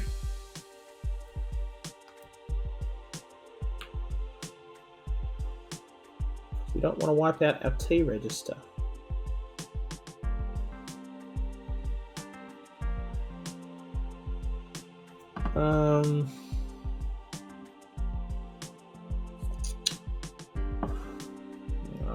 What does this get us to? So maybe we do, and it doesn't matter. So now we're waiting, so we get that value, then we copy t to x, and then we add the values together, and we test if it equals 9999, which if it doesn't, it just copies over. Oh, whoops. And then this is going to do a whole bunch of stuff to it, which we don't want it to do, so we would have to change that too. So actually, if it's if it's false. No, it's true, jump to overflow, otherwise, which we'll just move this over here, otherwise it needs to jump to right. Yeah, okay, now let's go through this. Let's jump to here. It doesn't, so then it jumps to right. And then it goes back. And that's our first number correct. Wait, where the heck did Exapunks go? Yeah, wait, that's 199. Where the heck is Exa? Oh, we've pulled it out of here. Right, it's not in here at all, it's right here. Oh, okay. Oh, I see, you can just move that up. Oh, that's sick. Alright, well, I'm gonna move it to there then, so I can see this value. Okay, alright, and then it just starts it all over again. So when we do this, oh. Ooh, we need to reset our register. We need to reset our X at the start of the encrypt file, actually. That is what we need to do. So we send that over, saying give us our next number. Copy. Oh no, we don't. No, we don't, because that's going to get reset automatically, actually. No, that's fine. No, that's totally fine. Actually, okay. So let's jump to, where are we jumping to? We're going to jump to here. For our second value, which then goes okay. Copy M to T. It's waiting for its number, gets its number, copy that to X to replace that, and then we add the file number, and we're not overflowing. So we go back and we do our thing. Now we are going to overflow on this one. We know that's going to happen. So we copy that into our T register. Copy that into the X register. We add the value of F, which is going to equal 9999. But then it's going to zero that out. So what if instead of copying it to X, what if we just copied it to T? Yeah, but see, I don't want to do that either. That's bad. That's bad. That's bad. Because if it is correct...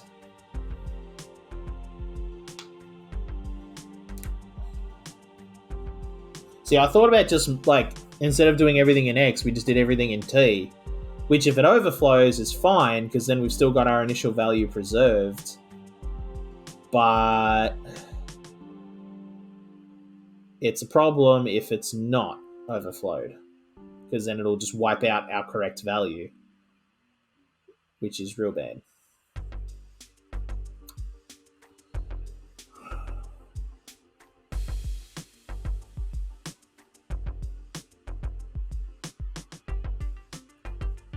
And I don't want to lose that value until we're ready to override it, until we've done all the maths and we're ready to override it in case I need it again.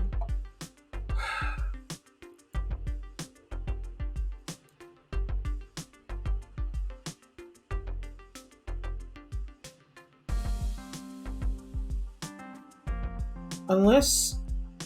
Okay, hang on. I got an idea. Wait, why do I do that? Can I just write the code in here? No, I can't. Okay, so I have to bring it back into here to write code. Oh no, we're still running. Oi. Okay, no, that's fine. Okay, wait a minute. Can I write code in here? I can. Oh my god. Okay, so I'm just going to leave this out for now because we're working on it. Okay. So send us our number, but put that number into the X register. Copy, change this from X to T. So like we just flip those around. Add the value of F to T and write that into T. Wait a minute. You know what? Copy. What if we copy to M to T?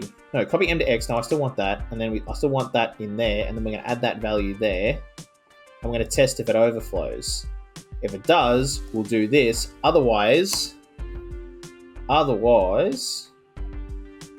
if it doesn't, because remember it zeroes out, but we've still got our initial value sitting in the X register untouched, which is the one that was sent to us. We've still got the private key. So we just basically seek -1 on our file and just do add the value of F to T, no, to X, write that back into X, and jump into right. So if it didn't overflow, whoops, it's an add I, there we go. So if it didn't overflow, we've still got the correct code, we can just write in. But if it does overflow, we can do stuff to it. Okay, hang on. So if it does equal 9999,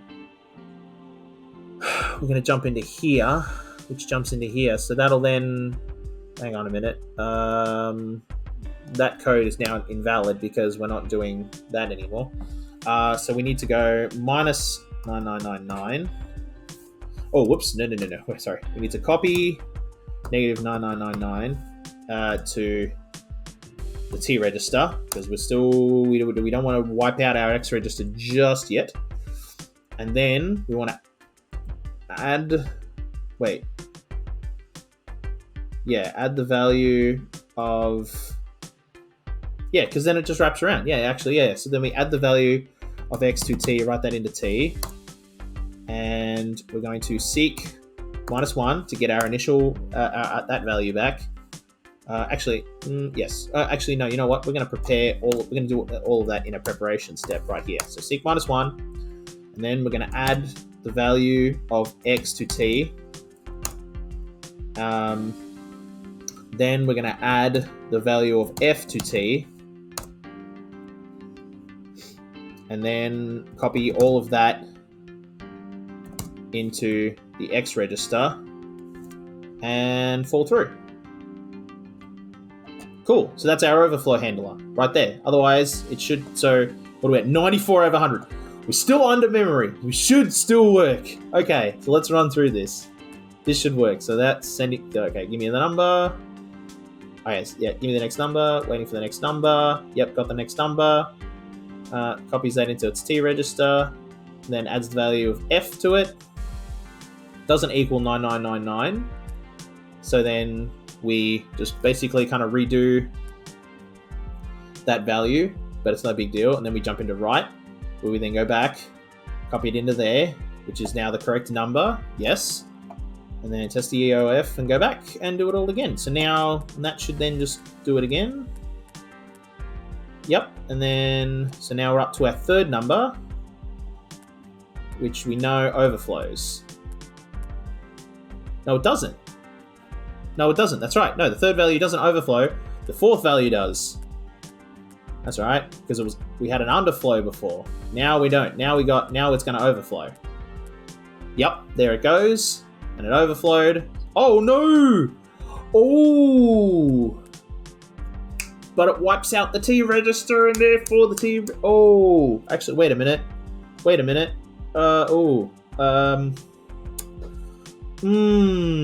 That's bad. Test of X equals... Oh, no, it's X. It's testing X. Oh my god, we've been doing this the whole... Oh my god, hang on. Oh, I need access to this. Okay. Instead of testing X, what am I doing? I need to test T, because that's where all the maths is. Oh my god. Okay, now run through this. Okay, so now we just need to skip through a bunch. Well, okay, so that's now writing out the correct values for those, which is great. Okay, so this is now equaling 99, so it's true, so it is true. Okay, yeah, so it does work. Even though, yeah. Okay, cool. So does that, does that.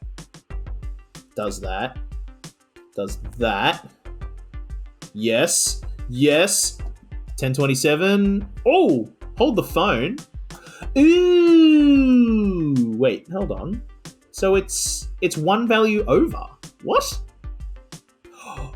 Oh, because it's supposed to be at 10,000 and we're no. So maybe, okay. All right. Okay, so we're one value over. That's weird. I mean, it's not hard fix, I guess. So just do this. Subtract from... Well, why are we doing it now? Let's do it in here. Subtract from T the value of 1, write that back into T. Like, that's...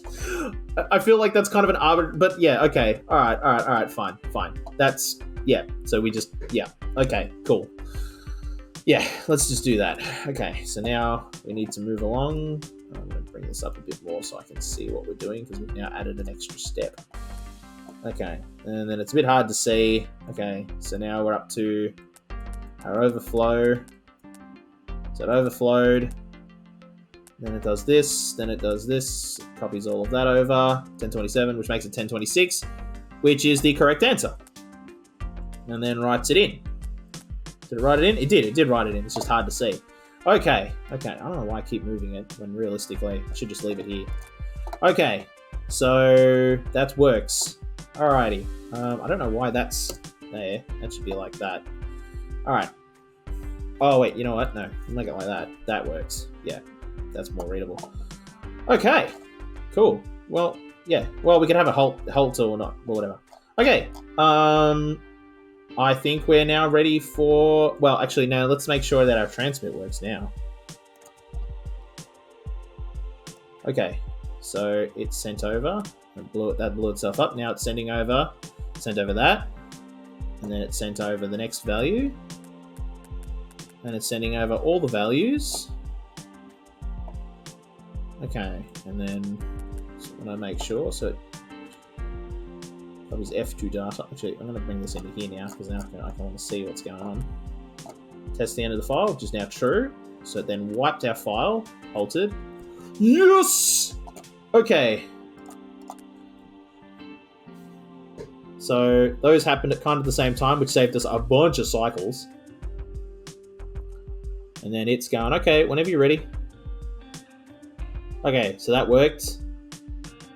But I always like it to have it run at least 5 times. And we've had it happen I've had it happen a couple of times now where it breaks at like test 2 or 3.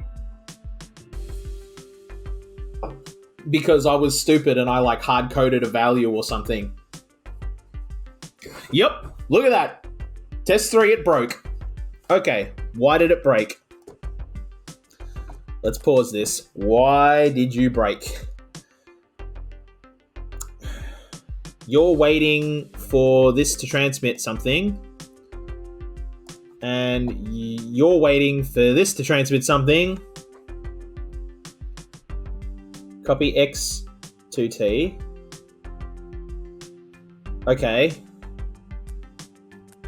Oh, you just had to move like really far. Wait, hold on. What was your initial value? Which you're holding. Oh, no. So your elevation was 400 and you're at 0. Why are you at 0? Add 1 to X. -1 to motor.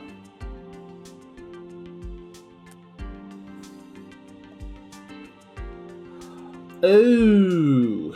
Hold on. No, hold on. For some reason it's... Wait, hold on. What was the elevation supposed to be? 40. Okay. So it broke, and it's not writing anything... Oh, so its elevation's at 0 now. Hold on. Why is it at 0? Oh, because we're going down. Oh, right, okay. And it can't go any further than 0. Oh, okay. So our counter broke. Okay. That's not where I was expecting something to break, but that's okay. So let's go to elevation. Oh, wait, no. I want to go on test 3. I want to see it on this test. So I want to go to here. And then there it is there. Okay. And then I want to bring you out and I want to see what you're doing. So you've got your value. So it's subtracting from there. It goes, it's 2. Is it greater than 0? It is. Oh, so it's going up. Oh, that... Yeah, no, go up. Yeah, okay. Wait, if true, jump to wrap up. Why didn't it... Okay, yeah, subtract 1 from X. Copy 1 to motor. Okay. Copy X to T. True. Oh! We forgot to change that part of the loop. That's where it broke. That is where it broke. Okay. It shouldn't be jumping into rep down. This needs to jump into rep up. Oh, see? Because I knew it. It's always because of my own stupidity. And now, test 3 should now just work. Yeah, see, there it works. It's encrypting the file. It's ready to transmit. Yeah, okay.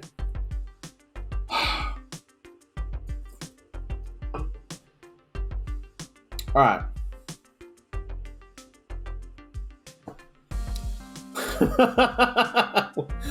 Then it transmits.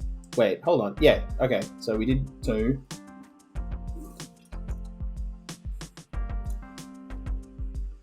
All right. Does all of that. Okay, test 3. This was the one that was dodgy, but the bit that broke hasn't broken, so we fix that problem. So we do all of our maths, send it over. Bada bing, bada boom. Okay. Oh, no. Oh, yeah, no. Oh, that azimuth exa. Oh, that one. Oh, that gave me a fright. That made my heart skip a beat. Okay. But let's look at this. So activity is probably going to be, I don't know, I think it's about 10. Maybe 8. 8. That's pretty good. I'm pretty happy with that. Size, we're under size, which is like, yes, that's good. I'm happy with that. We could probably... there might be a way to make this more efficient. I'm not sure. How are we doing on cycles? That's what I'm curious about. What are we sitting at? 200. Okay. So, okay, now we're sending over 500 cycles. That's not bad. All right, let's go through. Finish this. Bang. Dope. Oh, we are like right up there for size. Yeah. Who's doing it in 50 instructions? Oh, I know how they're doing it in 50 instructions. No. Wait, yeah, because the amount of data that you need to transmit's the same every time. You could have just set that as a macro loop.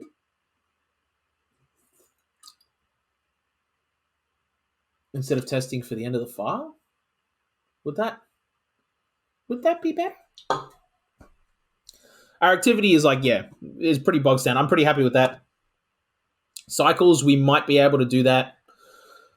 Hang on. I'm going to make a copy of this because that works. We know that one works. Let's do this one. Open. So I think what it's saying is for our no, not in Exa. It's in Exba. Our this transmit step, because the amount of data you need to transmit is always the same.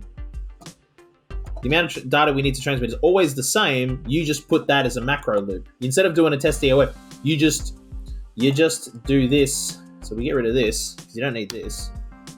Alright. We just make an at rep. We just copy this file, this step, like a whole bunch. But how many times do we need to copy it? 1, 2, 3, 4, 5, 6, 7, 8, 9, 10, 11, 12, 13, 14, 15, 16, 17, 18, 19, 20, 21, 22, 23? Or is it 24? Well, let's do 23 and see what happens. No, that brings our size way over. Okay, nope, never mind. I thought that would be, better. But it's... Oh, nope. And we broke because we forgot to send the last piece of data. Okay, so it is 24. Okay. So rep 24. Okay, so now that's doing all of its maths.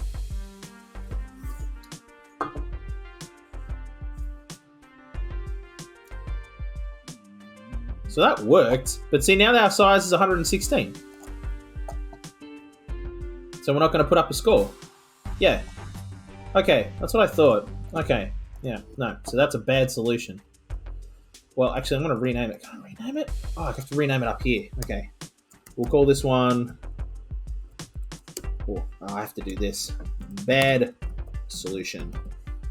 This is a bad one. That's a bad one. This is our good solution. Good solution. Which allows us to put up a score. Not sure how to make that smaller. It doesn't matter. We'll come back. When we finish the game, we'll come back. We're going to go through these, and maybe it'll become more apparent when we got fresh eyes. Turn this up. Okay. Well, what did you think? I don't know much about art. That doesn't matter. What matters is that you responded to it. If you want to know the truth, though, that video was just some garbage data I had lying around. Oh, so it's like the banana, duct taped to the wall? I just thought it would be fun to broadcast. Oh my god, it's the Always Sunny meme. It's like, this I love, and it's just some garbage in the corner. That's what it was. You just Always Sunny memed everybody. Cool. Alright. Oh, got some chat. Stuff is weird. Life is weird. I had the TV on and this weird creepy sequence of shapes and sounds came on. It was bizarre. Whoa. Did you get a recording? I guess I should have. Sounds like an art project. I don't think it was. They don't put art on TV. So I think that's referencing the Max Headroom hack that happened in... Where was it? Somewhere in America. Was it basically they transmitted to the satellite and they were able to overpower the signal that was going towards it, and then they sent over, and it was just like a guy dressed as Max Headroom, just saying a bunch of weird stuff. I don't think they thought they were going to be able to do it, and then they did, and they were like, oh, what do we do now? They thought about the tech and hadn't thought about the content. Ooh! And now we're doing more bank robbery stuff. Oh, we're robbing banks again. Robbing banks again. All right, cool. This will probably be definitely the one to grow on. Because, yeah, we are running out of time. Okay. Okay, no more trying to find shortcuts. Time for a brute force solution to the money problem. I know you like messing around with bank systems. I do. I really do. I mean, I kind of do like messing around with bank systems, but I don't want to encourage Ember to mess around in bank systems. It's kind of a do as I say, not as I do situation. Hacking those ATMs was your idea? Well, you get to do it again. This time with a little more urgency. Okay. Right. So, move Ember 2's new account into checking, then iterate over the checking accounts listed in the directory file, and in that order, transfer $1 from each target account to Ember 2's account. Finally, add the file ID of Ember 2's account file to the end of the directory. Which... Oh, that's the directory, right. The keywords credit and debit are available in file 301. Oh, okay, yeah, cool. See network exploration, equity first bank, and the first issue of the zine. Oh, wow. Going back to issue 1. Okay, let's just, debugging the phage, highway signs, digicash, legacy storage, workhorse, equity first bank. Okay. Right. Hacking the bank? Whoa, what is this? Some kind of crime manual? Of course not. Yeah, alright. Okay, accounts are stored in individual files. Yeah, transactions after that. Okay, so this is a tricky one. So that's the account. That's Ember's new account. All right, so we need to move that into checking. Oh, I see. Right. So we need to basically create a new account and then transfer money out of each of these accounts. Oh, I see. Hang on. All right. So each one of these has kind of a bit of a header, a bit of metadata associated with. Right. Okay. Because it's I think what it's trying to say is this is like a spreadsheet. If you were to if you were working at the bank and doing this legitimately, you wouldn't see this. You would see a spreadsheet with this on it. And that's probably associated with each row. And so on each row, so that's okay, that's different. So that's page card, a 2 and a star. Okay, 2 stars. Is that what they're saying? I have no idea. Yeah, it doesn't matter. So all right. Oh, I see. And we need to add in. Oh, is that transactions? Is this? Oh, I see. So you've been paid by... Oh, that's an account number. Is that what that is? That must be an account number. That's an account number. So from this account, you've been paid $300 and cents. Right. To this account, you paid, because that's a debit, so you took money out. Right. So what we need to do is add a debit of $1 to the end of each file. Right. But they're not nice. Oh, wait, no, it doesn't matter that they're not. No, because we've got a file directory, and the file directory has the files in it. So we definitely need to do a replication step. Definitely need to do a replication step.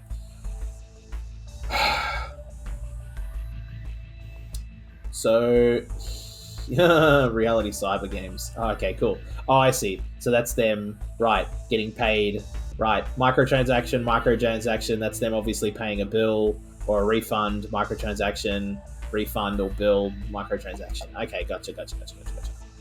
But is that the total balance? Is that what that is? Hang on. Finally, add the file and then to the end of the directory. Yeah, okay, gotcha. Keywords credit, yeah, okay. From each target account to Ember 2's account. So I don't think we actually need to mess with any of this data. We just need to go to the end and add in Ember 2's data. So say Ember 2's well, let's do it up here with the page. So we need to add in this to here and then debit and then 0100. I think is how that's going to work. No, that's ATM stuff. Transactions. Okay. Okay, accounts are stored in individual files with one per account. Every account starts with 4 values. It goes like this. Yeah, the account number, the account name, a number indicating what type of account it is. So far, I've discovered that 2 indicates a checking account and 7 indicates a loan. The other numbers must be for other types of accounts. And then what always appears to be a asterisk, whatever that's for, could be a placeholder for future use. Yeah, all right. After that, accounts are filled with sets of 4 values representing yeah, that's what I thought. They're transactions. Yeah. The account that the transaction is transferring from to, yep, either credit or debit, depending on if the money's going in or out of the account, and the dollars and cents for the amount of the transaction. Yep. Equity First checks automatically to ensure every credit transaction has a corresponding debit transaction to prevent obvious attempts to cook the books. Right. So what we need to do is we need to add a debit here, but we also need to add a credit to here.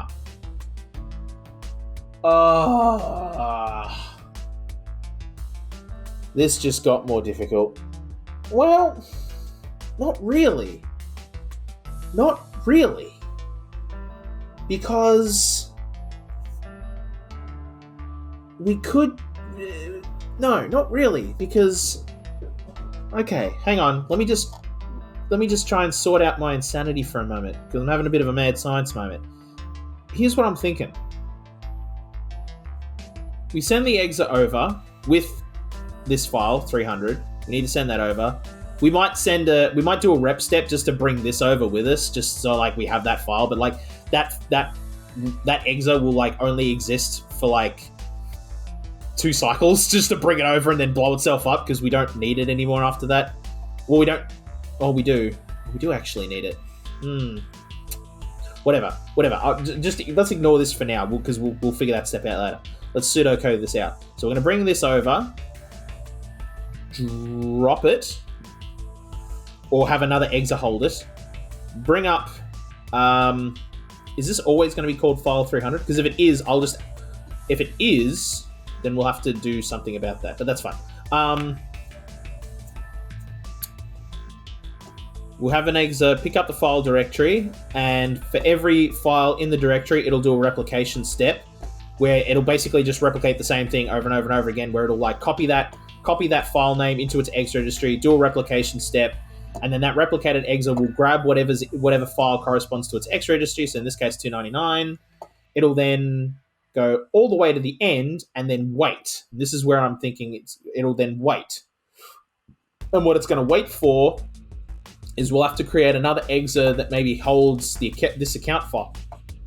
And it'll say, okay, everybody. It could be the same exa. So once this one's created all the exas, it can like add...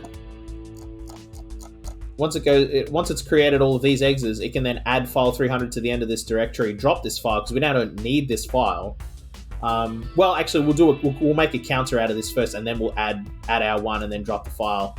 Then we'll pick up file 300, and then we'll say, okay, so all the exas are now ready, that have got files, are now ready and waiting to add something to a register. Add to the end of the file. And we'll say, okay, everybody, add this number to the file. And then every file will get that there. Now, we need to have kind of that same exa send over a debit. We need to have it send over the debit without interrupting our counter.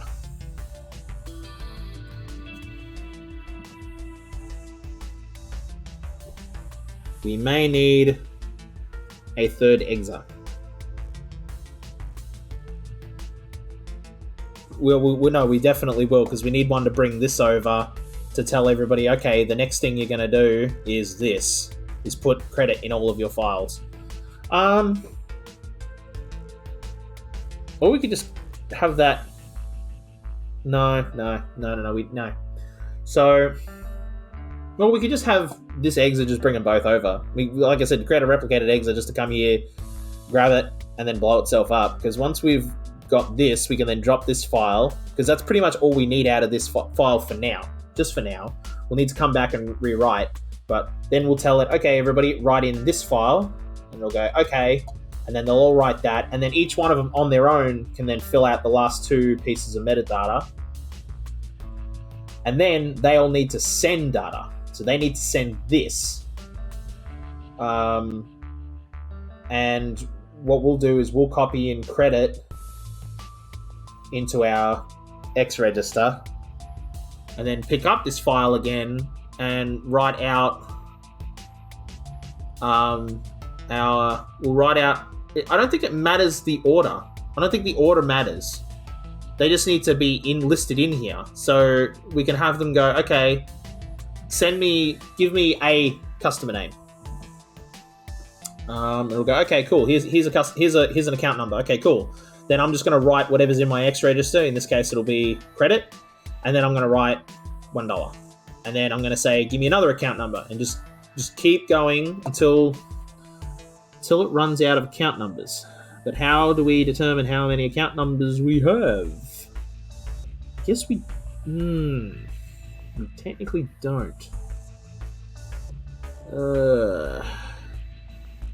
Unless the number of accounts never changes. Oh no, I doubt that. Nah, yeah, that's what I thought. Yeah, the number of accounts is always going to change. Okay.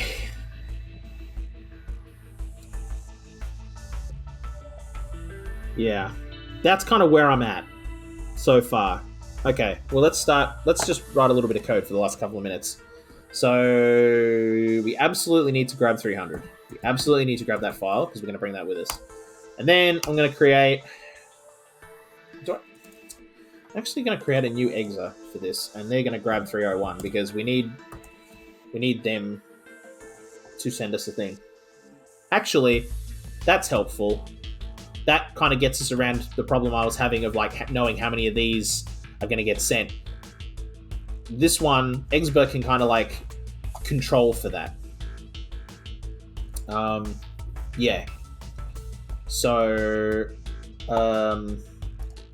what we're going to do is grab 300, and then we're going to link 800 and link 800 again because we want to be in the checking account. And then we need to create our rep file step. So, and we need to make a loop out of this too. So mark. Oh, actually, because what we need to do is we need to drop this file. We need to drop that file and grab file 200, 199, sorry. 199, which is always that. And then we need to do a loop. So we need to call this file loop or rep. Yeah, we'll call this directory. I think I misspelled that, but whatever. And then this will copy F to X and then create rep file. Create a thing, test EOF, and if false, jump back into directory. And then that can just run through that. And then the rep file will grab X, and right now just do nothing. We need to figure this out.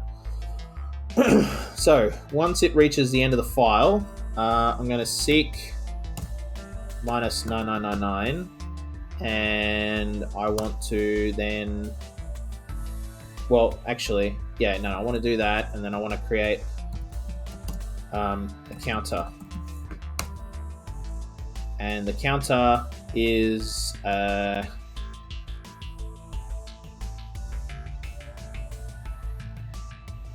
going to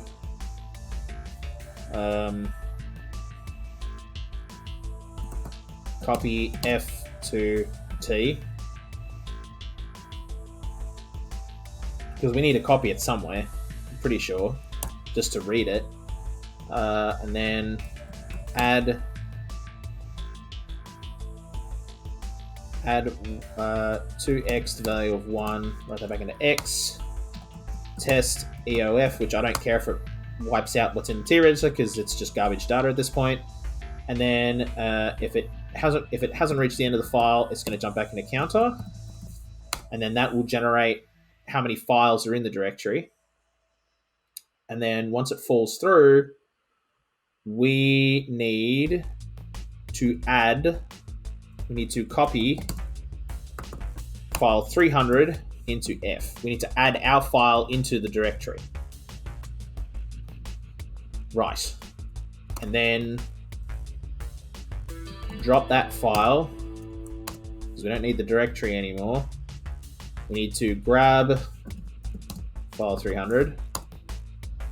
And we need to transmit, I think we need to transmit our counter.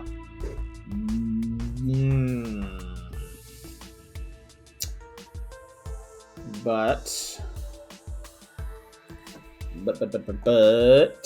now that we've got 300,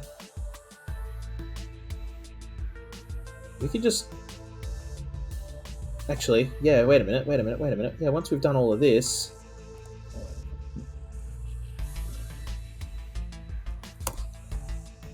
we can copy what's in our F register, what's in our X register to our T register. Copy that, write that into the file, drop it, grab file 300. Copy what's in that file to our X register. And then create a loop. Mark account loop, or let's just call it account number. And this will then send the account number. But I can't remember if I need to do the subtraction step first. No. So we'll copy X to M,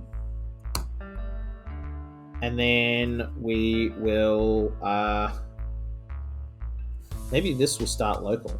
That's what we'll do. This will start local, just so it's not doing anything.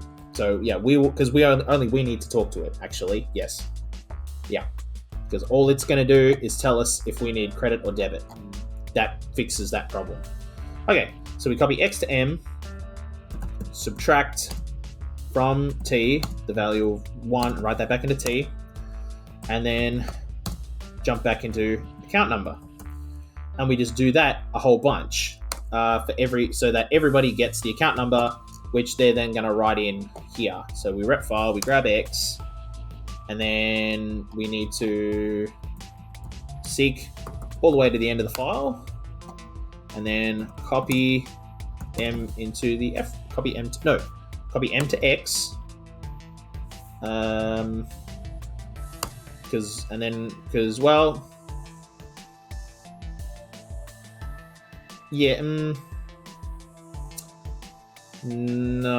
because we need several pieces of data. So, and this is all going to happen once. This is just for the account number. So we're going to then copy M to F, which is the account number. And then we need to copy M to F again for the debit. Oh, wait a minute. We then need to wait. Ooh, this is going to be a problem. We need to copy M to F. Maybe we copy M to X, actually, just to then do a test. So we test if X is equal to a value it will never be, and it could be, because then we'll tell it that'll be to send the next value to receive another value. Yes. Or something. I don't know. But basically, it'll do a test, and then it'll then copy whatever it gets after that into the file, which will be debit or credit. Well, in this case, it'll be debit. Then we need to copy 1. I think we can just copy 1. Has anybody got something less than $10? Oh yeah, okay. So there we go. There, cool. So $3. Yeah, so we can just do this. We can just copy 1 to F, and then copy 0 to F. So that's our account number. That's our credit or debit, and then this is the amount, which is $1, because we're only transferring $1 from each account, and then that's kind of done. No, it's not. No, it's not, because now we need to send back the account number for that person. So then, once we've done that, we're going to go all the way back to the start of the file, and you're going to copy that which is the account number into your M register, and you're going to send that over. Okay, and they can all send it all at the same time, because it doesn't matter what order they go in here, as long as we get account number, credit, amount. Yes. Yep. Which we can write out into a loop here.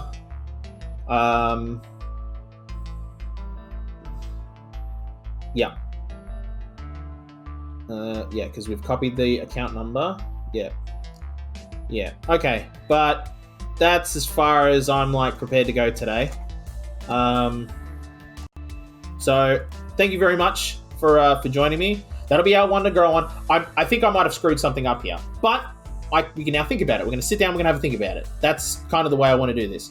And we'll come back at it fresh, and I'll be like, oh my god, why am I doing it this way, or something like that. But yeah, I'm pretty confident that we're at least on the right track. I'm pretty confident on that. But how we execute that is going to be a bit tricky, because we're at 36 lines of code out of 75, so we might start coming into sizing problems. Maybe, I don't know. But of course, don't forget to check us out on Instagram at pint.party, posting all sorts of stuff there, or on Twitter at Pint Party. But if you want to get notified, at Pint, the Instagram's probably better. Although Twitter, usually you can get notified there as well. Or go ahead and follow us here on Twitch as well.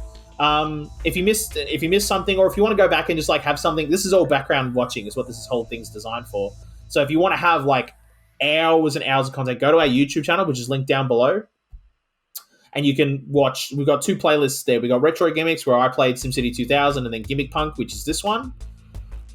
And that's perfect. There's hours and hours and hours of content now. It's insane. So you can go and check all of that out. And just, and there's days and days worth of content there just for you to put on while you're working. I guarantee you'll get through at least 3 work days, 3 business days, no problem. Just watching out, having that on in the background. If you just want somebody there to just have a gimmick while you're working. Go check out our podcast as well, Pint Party, which this week was kind of insane. We talked about scented candles. That's right. Yes. 3 adult men talked about scented candles. We really did. So you can check out that episode, which is linked down below as well. I think that's the Spotify link down below, but we're also on Apple Podcasts and anywhere you like to listen to podcasts. Just search Pint Party in your favorite podcasting app and we'll come up. And you can listen to the latest episodes, or go back and listen to other episodes as well. But I think with that, this has been Pint Party. Cheers.